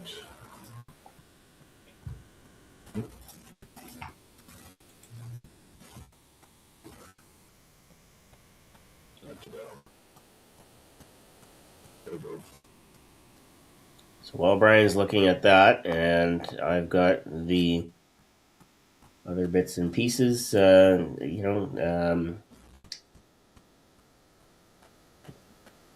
you're asking, you've been reading about hypnosis and hypnotism as of late. Is this what the podcast is about? It is. We are actually going to do a little bit of hypnosis shortly. So, yeah. How's that, Carol? I can see you guys better. It was very glitchy on my end, but yeah. So if you guys can hear me better. Yep. You guys are much better. Okay, good. Yeah, and Lisa's saying, sometimes in Vegas the resort fee is more than the room. One thing that I've heard on a couple of the social media channels is that there are certain casinos now that are starting to ditch that resort fee. Yeah. Hoping that more people will book with them. So, at some point, maybe that just becomes a reality and they all drop them. Yeah. So so Friday and Saturday night are $65 room fees, and then there's I think the resort fee of like $38 or something. But the rest of the room blocks are $32 a night. So if you guys, you're going to be under $70 if you get there early and you even stayed a couple of extra days. So if I was checking in Tuesday night and then checking out the following Tuesday, it's taxes, fees, resort fees, and all that stuff. It's just under $650 for an entire week of hotel. So I think that's kind of a screaming deal. And some parts on the strip, you're going to be paying that in a night. So if they're, let's see. Yeah, if you guys do run into any issues, as far as where it says, hey, there are no rooms available, it probably means that somebody booked a night or something like that, and they're missing a room that's available. All that is for me is just a phone call or an email down to the hotel, and I just say open up more rooms, and we have a lot more flexibility during the year. It's once we get after that cutoff, we look at what's available. So it also helps make the reservations, so that way when it's like, hey, we need more rooms and stuff like that, it book through us, because it also helps us negotiate rates for next year. So Caleb is asking, is there anyone that you guys would consider to be the greatest hypnotist of our time? Oh, aside from Grant Saunders? No, that's from Caleb. The greatest. So Caleb, I'm going to ask you to do one thing for me. If you can define our time, like a year time period, and are you looking at performing or like a hypnotherapist? That would kind of depend. But that's a great question. Well, there are a lot of great performers out there. There's also a lot of great. Lisa's got the right answer, I think. Misty, never heard of her. There could be a biased opinion on that, but let's say in this century, 21st century. So in the last 26 years. Oh, 26 years. Yeah, Lisa doesn't look a day over 32. That's my story. I'm sticking to it. And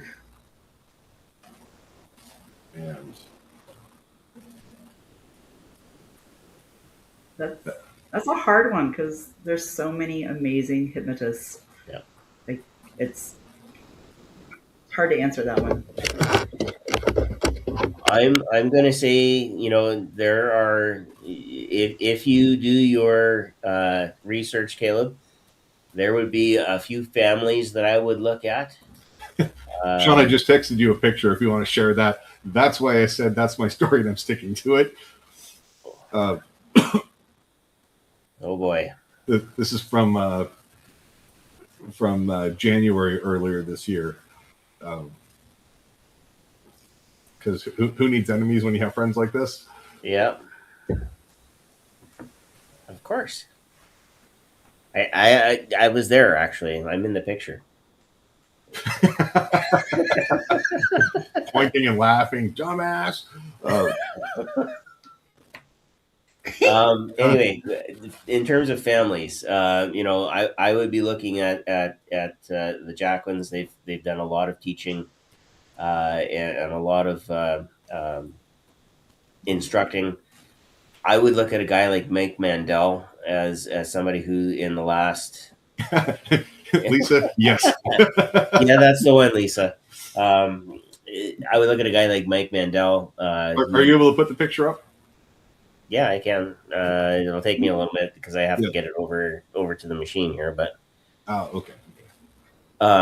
I would look at a guy like Mike Mandel simply because as a guy who is very involved in teaching, instructing, has been a performer, has been a hypnotherapist, has an amazing amount of resources available, and still has a heart for helping expand the knowledge of what hypnosis can and can't do. And they would also have a podcast, Mike Mandel and Chris Thompson. They would have the Brain Software podcast. So if you're listening to lots of podcasts, Caleb, about hypnosis, that would be, take them with a grain of salt. They have a particular sense of humor.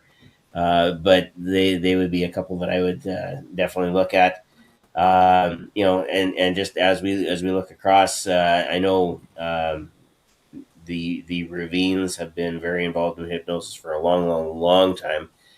I had a chance to see one of the boys recently here in Saskatchewan. He was touring through, so that would be one.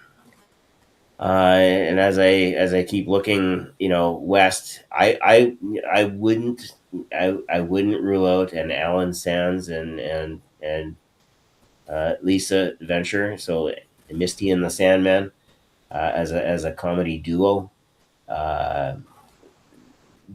Don't underestimate the extra humor that comes about when you have two people on stage directing traffic. And I'm thinking, and Lisa will know this one for sure, I'm thinking of one very particular animal that Alan asked about and laughed himself off of the stage. Well, please, I'm going to find that video. Yeah, Tommy V, Jerry Valley. There's another family that has been very very active. Yeah, there's just, Carol said, there's just so many really great hypnotists out there. We talked about a few off the top as well. Shawn Summers has a very particular way of doing things, and he's an expert at it. Bob Barton, who's not even a hypnotist, or at least he doesn't call himself that. Yes, an aquatic animal, and usually a symbol of Canada. The oh gosh, now I'm trying to. Where was I? Circling around. There are a number of hypnotists out there that they only work on the therapy side, and so somebody like Dr. Jody Solberg, absolutely stellar. Krista Marie Bowman, who I think her and oh gosh, they just started a new podcast now. So there are some really active pockets of hypnotists that are working to make things better all over the place, and I wouldn't rule out Scott Sandland hosting the absolute largest hypnosis convention. Hypnothoughts Live has been very involved in expanding hypnosis and making sure that we can get together and have really a smorgasbord of everything that you could possibly want around hypnosis. In the UK, I'd say there of course would be Grant. There would be Dylan Lovegrove, we just had on a couple months ago. Jason McCallan and Alex the Great would be in there, and Jason Simmons. There are a number of really great hypnotists there in Scotland. Fraser Penman was just on Britain's Got Talent. No end to the number of people that are out there getting it done, and really pick and choose. Kaz Riley. Oh yeah, we can't forget Kaz Riley. Really, if you've ever met Kaz Riley, you will never forget meeting Kaz Riley, because she is an absolute force when she's presenting.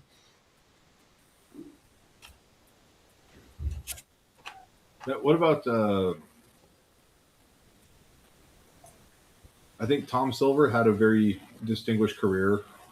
Yep, and if we're looking at length of careers and things that you can actually find on YouTube, Tom Silver would be up there. I would be saying Tom Silver, Terry Stokes is, a lot of knowledge. He's had his fair amount of success. Stephanie Conkle, that's right. There we go. Yeah, and then Salish Jawan. Yep, he's been all over the world, and then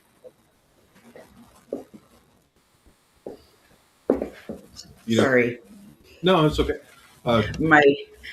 My building, all of the girls are leaving right now, and they were about to set the alarm. I'm like, no, don't do that.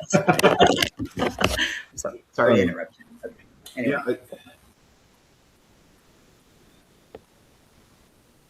I think, Salish is definitely there. Kevin Lapine won Hypnotist of the Year for PHS, and then Dan Goyette with the Hypno World magazine had a similar award.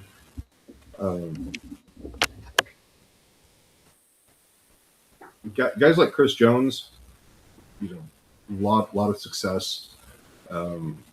Both he and Salish just all over the college market. And then I've not seen Dan Hedrick do a show, but he's doing a lot of I think private, corporate, and like grad nights stuff that he runs around the Midwest. But he's also, I think, kind of dialing back, because he's spending a lot of time in Mexico, where it's nice and warm. But I think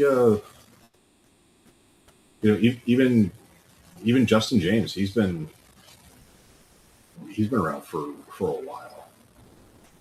Lot of experience and knowledge there. Yeah.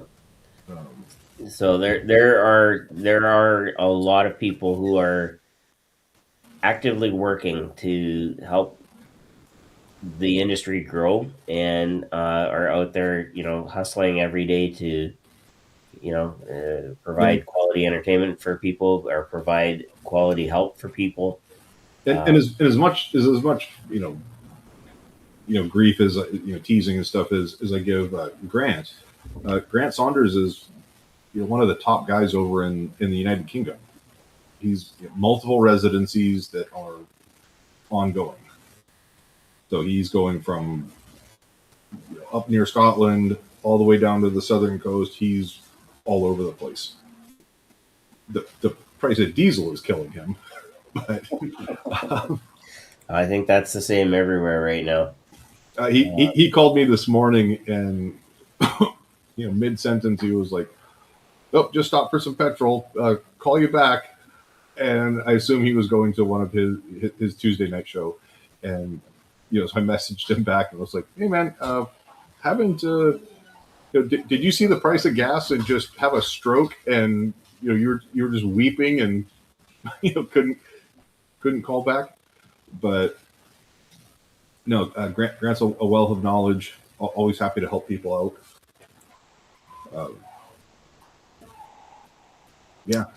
There's a ton of knowledge and just a wealth of experience out there.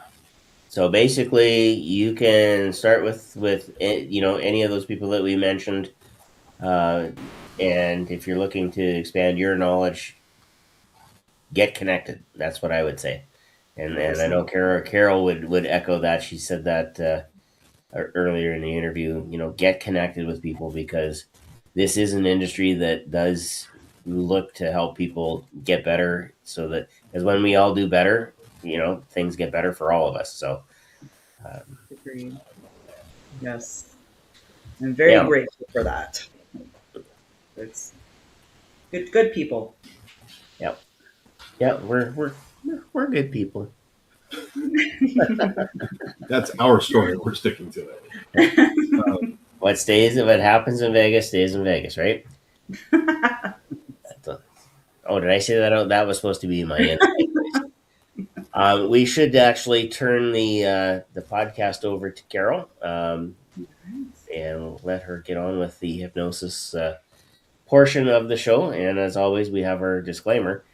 And it is very simple. Hypnosis relies on focus. So if you are driving, if you are cutting vegetables, cooking, standing somewhere, just not really wondering what's going on or anything like that, whatever it is, if you need to focus on your current circumstance, do not continue with us. You can pick this up later. The podcast is on YouTube. It'll be on Facebook for about, I don't know, what's their policy now for Reels, like 3 weeks or something like that.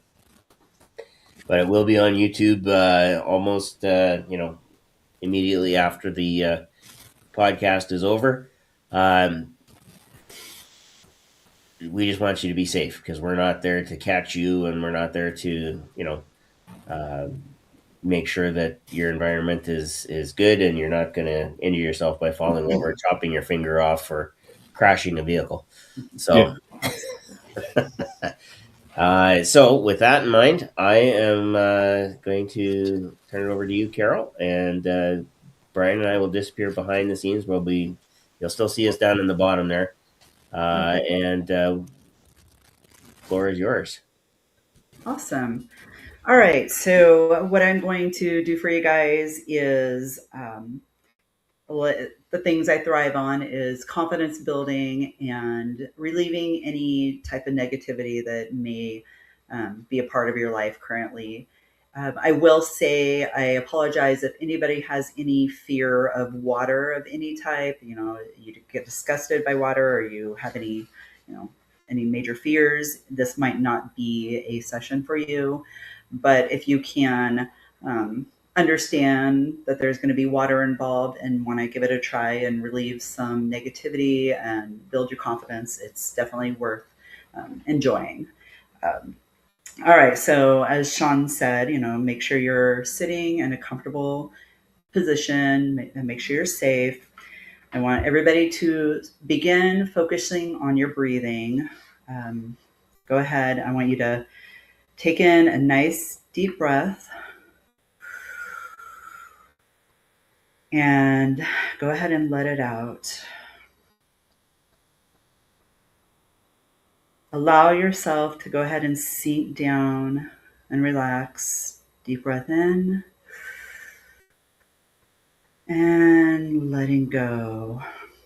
Allowing all the muscles in your head and shoulders soften and relax. Loose and limp like a rag doll. Taking in another deep breath. And now, as you're exhaling, go ahead and allow your eyes to close. Allow all the muscles in your arms to relax and soften. Good. You're doing great. Letting go of all the stress of the day, sinking deeper and deeper down. And now when you're in this relaxed state with your eyes closed, I want you to take your attention to the bottoms of your feet, making sure your feet are flat on the floor. I want you to move your feet around a little on the bottom of the floor.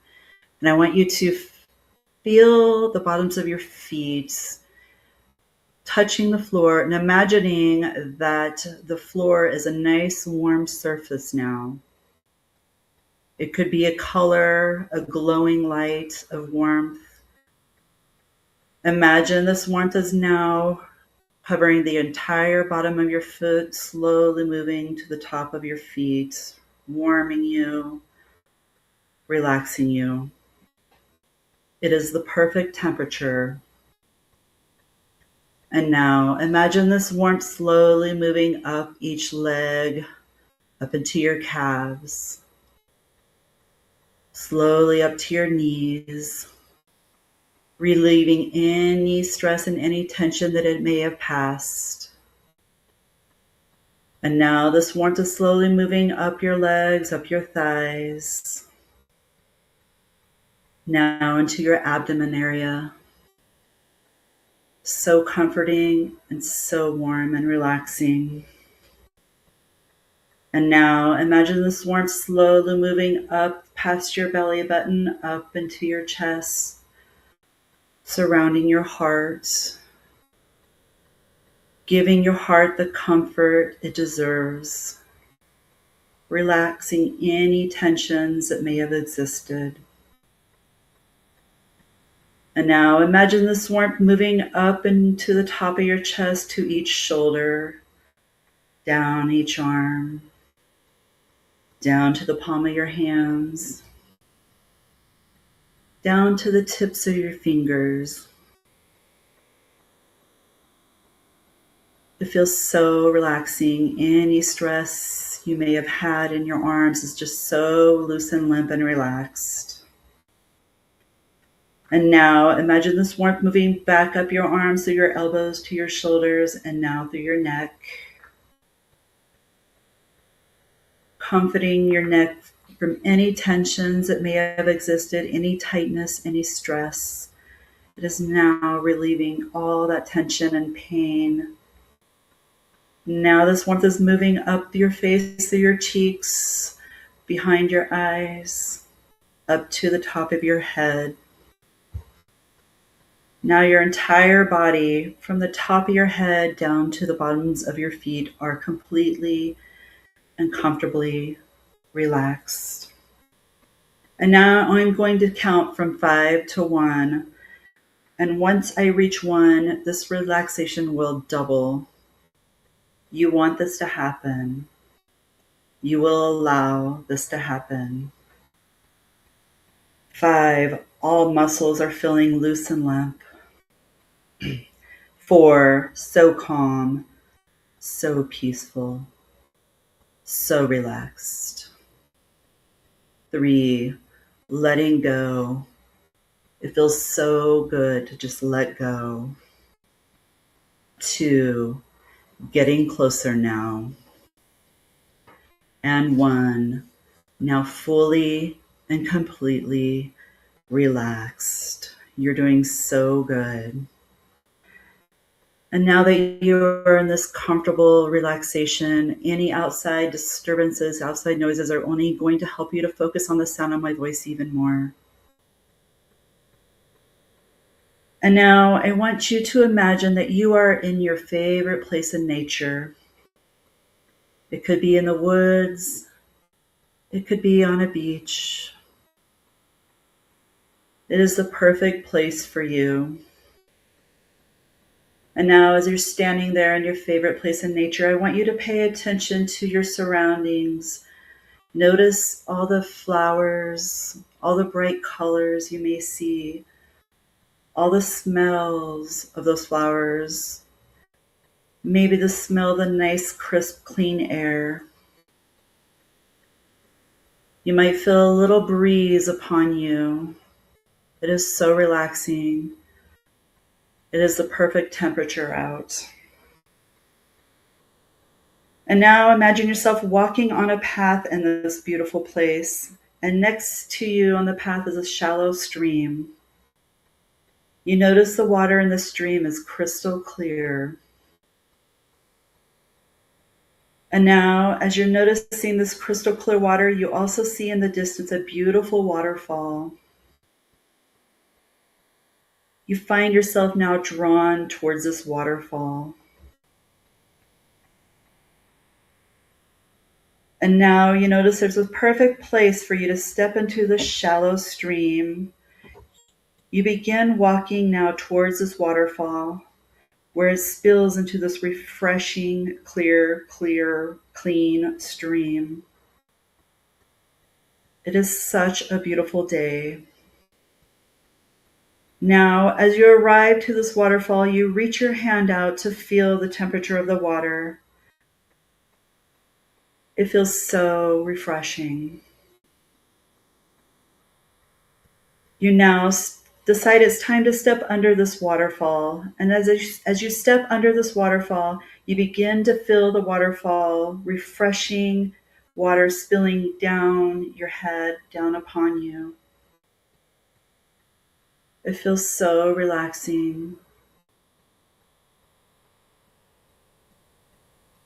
Now this beautiful, refreshing water falls down upon your head, down to your shoulders. All distracting thoughts seem to just float away. You feel yourself relaxing even more.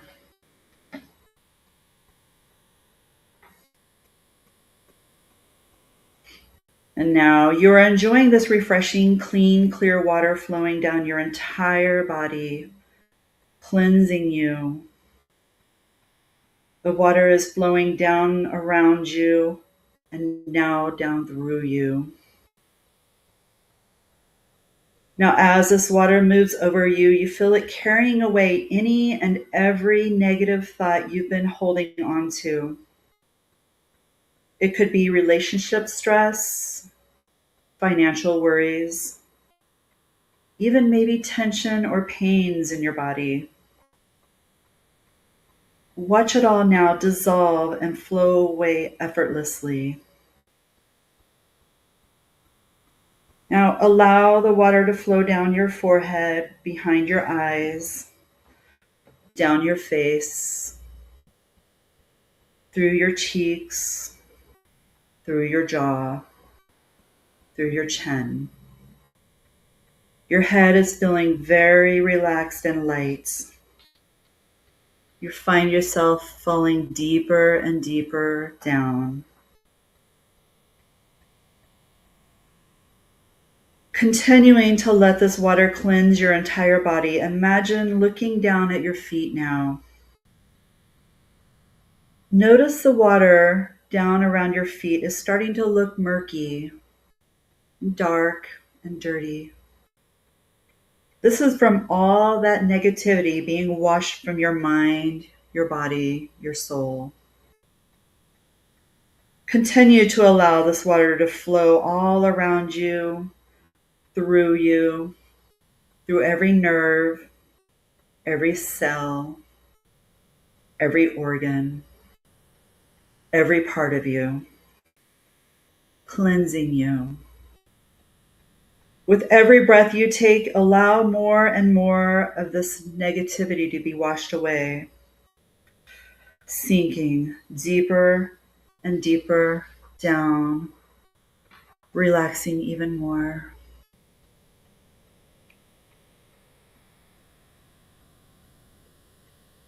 As you feel the water on your shoulders, you feel your muscles soften and relax.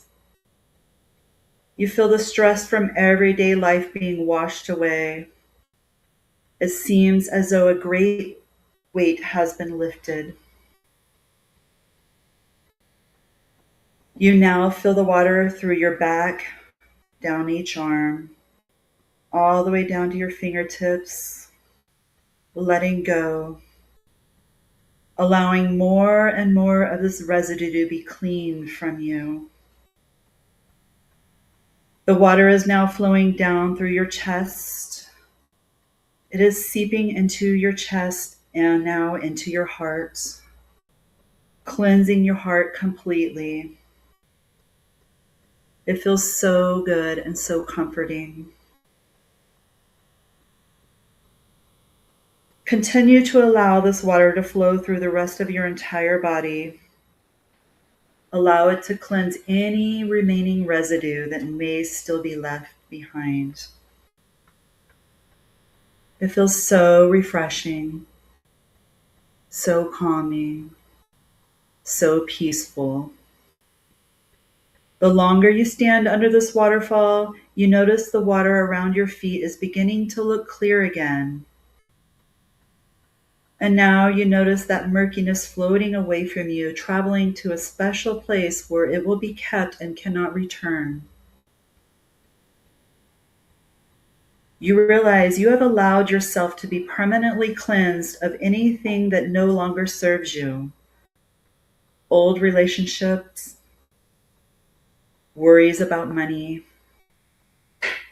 physical discomfort, leaving you lighter, clearer, and more in control. You now step away from this waterfall back onto the bank. You stand, closing your eyes and taking in the warmth of the sun, letting this warmth of the sun dry you completely. It's like a golden light just healing you at this point. Letting this energy of the sun flow through you, revitalizing all your cells, your nerves, your organs. You are now a changed person. From this moment forward, you will be more aware. You will remember this wonderful, relaxing, cleansing experience, and you will choose differently. This time you realize you are committed to being completely and permanently in control of your happiness. You now have a clean, fresh start on living a happy and healthy life, and it feels so wonderful. From this moment forward, you will remember the waterfall each time you bathe or shower. You will allow it to cleanse you in the same way, using it to wash away any negativity that may come up. Every time you wrap your towel around you, you will remember the warmth of the sun, and you will be reminded of the confidence that now flows through you.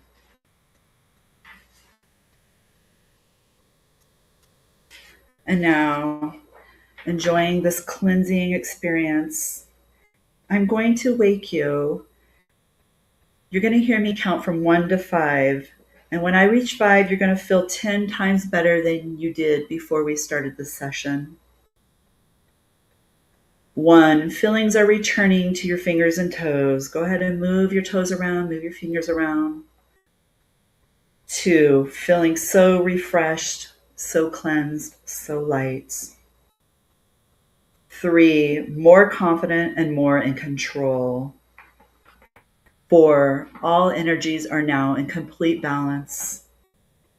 And 5, eyes open, you are completely aware and awake, feeling 10 times more confident than you did before.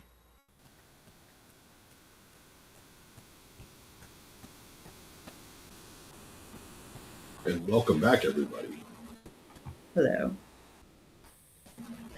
Let us know how that was for you. We'll give you a couple minutes to... So for the mention of the aquatic animal. How are you guys feeling? If you go to the YouTube link, Okay. that will, I think you'll be within about 5 seconds or so of it. So it kind of sets the tone. But no, it's all in good fun. Total play on words. You walked right into it, which, oh boy, it's one of those things where, harmless, got a laugh out of everybody, but it's one of those things you for a hypnosis show, all you're going to do is kind of try to do the outline, but you're also watching the show just as much as everybody else because you have no idea what someone's going to say. Yes, well, what I will say is it was a good thing Lisa was there to carry on the show. Oh, I think it would have been, if she hadn't, I think it would have been an extended pause, understandably so, being like, all right, let me go collect myself. I'm trying to find what you're talking about. It'll, you know what, as soon as we're done here, it'll be in the chat. We can... Oh, okay. We can fix that up. All right. All right. I'll figure it out. We'll give everybody another 30 seconds or so to let us know how the session was for you. And while we're waiting on people to let us know, Carol, anything that we missed that you wanted to talk about? Absolutely not. Nope. I really enjoyed this. I love it. What was that? A book coming out?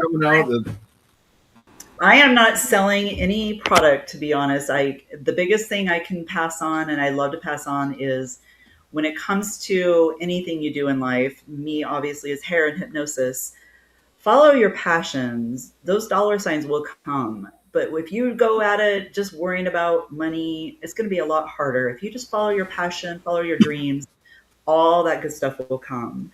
And that's just the best advice I can give anybody. And I'm living proof. If you're doing the right things in the right places for the right reasons, the money will take care of itself.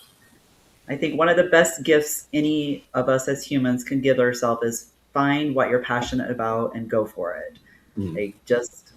It will pay off. Oh, for sure.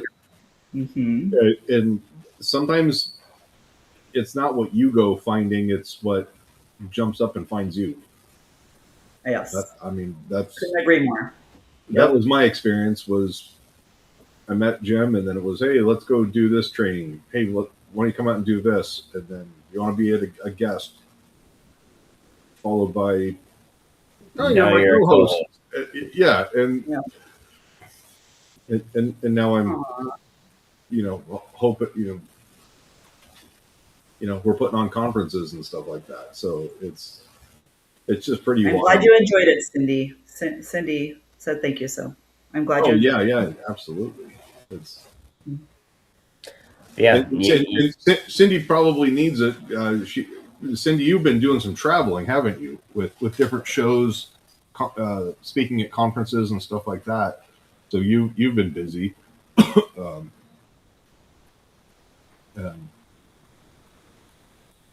But yeah, I was kind of multitasking, but listening to it. And are you still sleepy, Brian? No, it's maybe a little bit. You guys are in the early part of night now, so you made it past evening. So Brian is the same time as me, I believe. Yeah. Just about 20 to 8. Okay, yep. Yeah. And Shawn's an hour ahead. I was gonna say when we go in the summertime, then we're on the same time. But then when we jump back into winter, then it's See, I live in one of the great states where I don't have to worry about that. It never changes. Yeah. Oh wow. Sandy says, yes, got home from Heartland last night, drove through an almost tornado, 6-hour drive, 6 to 9 hours. Yep. Yeah, I have. I took a screenshot of my son. He was. She must have drove past Reed Timmer and the Dominator 3 with the Storm Chasers. Well, if only you had a dash cam, Cindy. Yeah. I have a screenshot, and so my youngest was on his way to Saskatoon. He left. He was driving one of his buddy's vehicles. It wasn't even his own vehicle. And I get this FaceTime call from him, and I never get a FaceTime call from him. Like, what's going on? He says, well, there's this thing out the window here, and I'm wondering what I should do. So he turns the phone.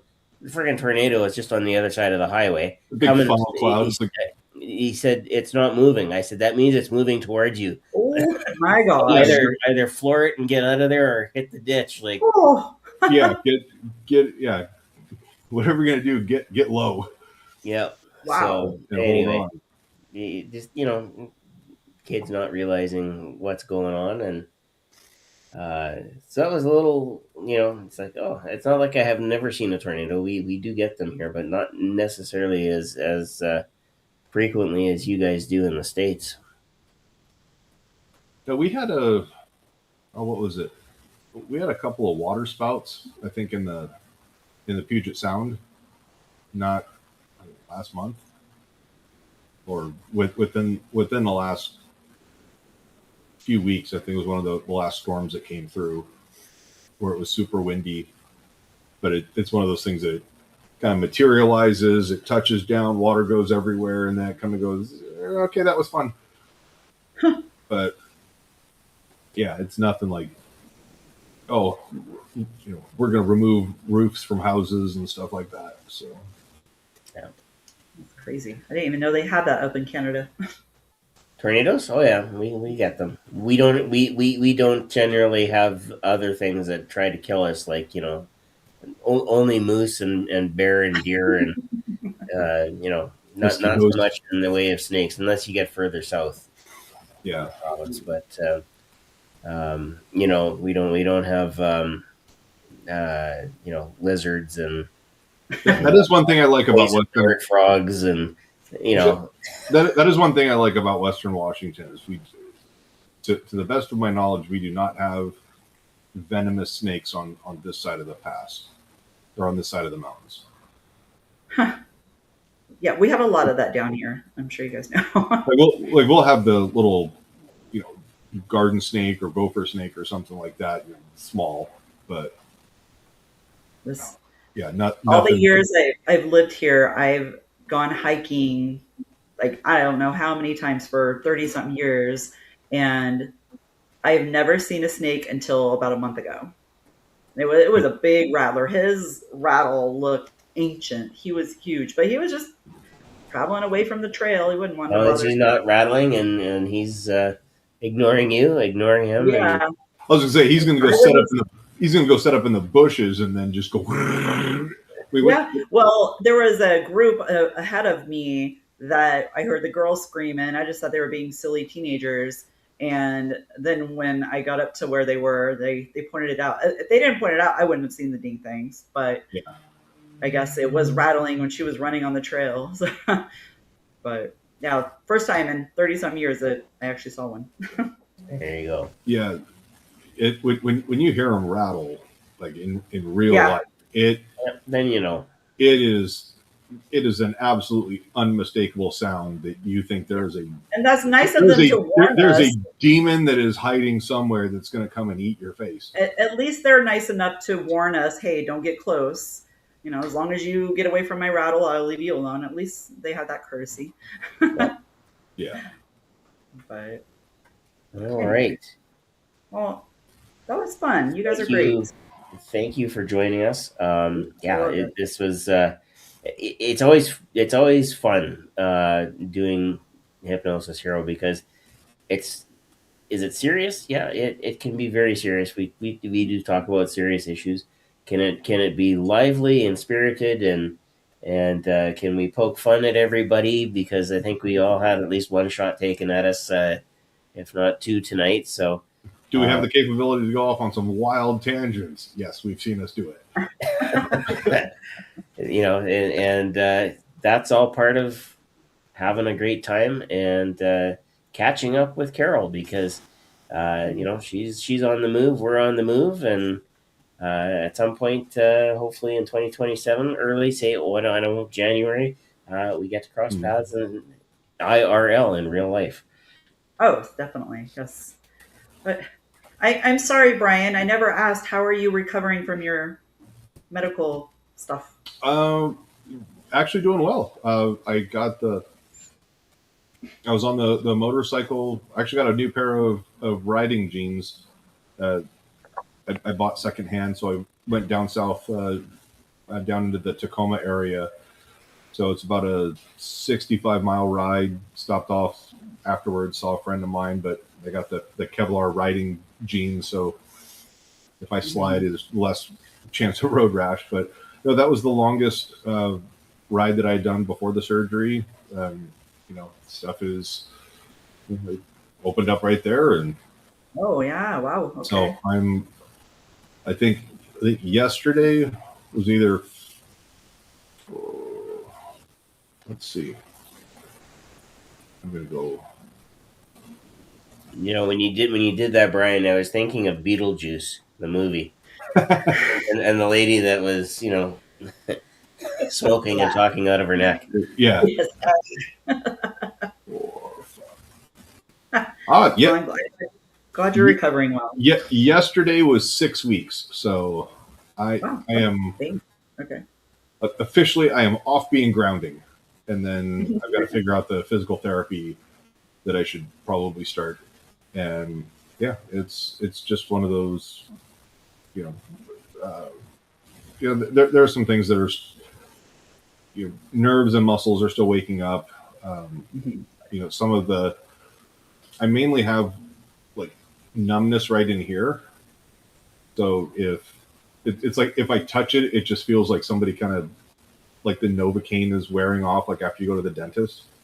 And but that's just when they cut, it's like once everything heals up and kind of reattaches, that should all come back in the next 6 to 9 months, where it'll be like as if nothing happened. The incision spot is the swelling's going down quite a bit, so that's just becoming more of like an actual scar rather than it feels like I've got a caterpillar stuck under there. But sleeping better and energy is starting to come back, so that's good. But that's all positive feedback. Good. I'm glad you're recovering. I would. So in case people have missed it, I had C6 and C7 vertebrae fused, and that was just numbness in my fingers and a lot of weakness in my arms. So the medical team was amazing. I would go have the surgery again tomorrow in a heartbeat. So it's so far down, before you get into the thoracic cavity, that I've got range of motion left and right. I can look down. I think if I try to look straight up at the sky, I can't. Maybe a little bit of pelvis forward to kind of lean back a bit to look like behind me, but I think it's just more of getting used to the side to side head movements. I've really noticed that on the bike. But yeah, it's all right. Well, good. Yeah, don't get old. It's not fun. Yeah, right. Yes. So I talked to Stella. She was like, you and I have matching scars. So, but no, it's glad to be getting back into things and getting back out there. Nicer weather on your bike. Oh yeah, well, especially these guys. What were gas prices down where you're at? The average is like it's not bad, 460. Diesel is definitely over 5 right now. I run premium in the bike, so it's a 3.5 gallon tank. So it's like, oh yeah, cool. It's not very much. I paid, I think it was like $6.15 a gallon. Washington State just rakes you over the coals with state taxes. Yep. Well, this has definitely made me want to shop at the grocery store more and eat at home more, only because of the fuel points I get. Oh yeah, and yeah. So this is actually kind of the time that I would encourage people to reach out to, a financial advisor, financial planner, especially if you're in the industry and you're performing for yourself. Is Right. To talk to a CPA and identify, like, all right, how can I tax shelter my money and keep as much of it in my bank account as I can? How can I get the most?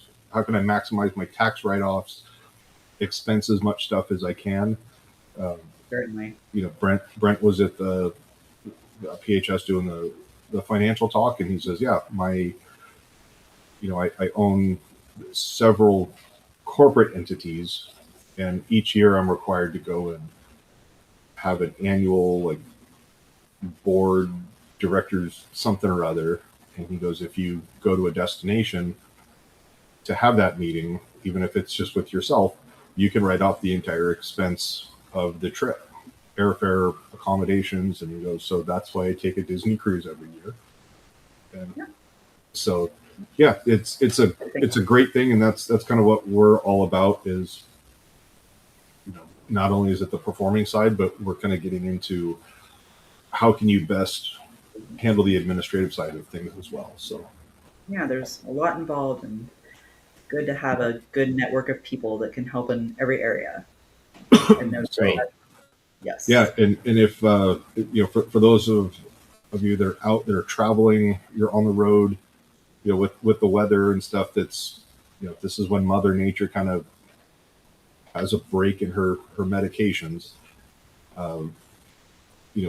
We wish that everybody's safe, and especially events of earlier this week.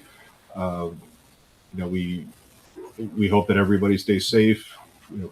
Keep cooler heads about everything, and celebrate your differences, but also celebrate the things that we have in common as well. So yeah, definitely. And on that, well wishes and all that for everybody. And on that note, thanks again, Carol, for spending some time with your buddies. Yes. Oh God, I'm not TikTok cool. It's all good. We will see everybody on, I believe it was May the 12th, the second Tuesday of May. Yeah. And until then, take care, stay well. And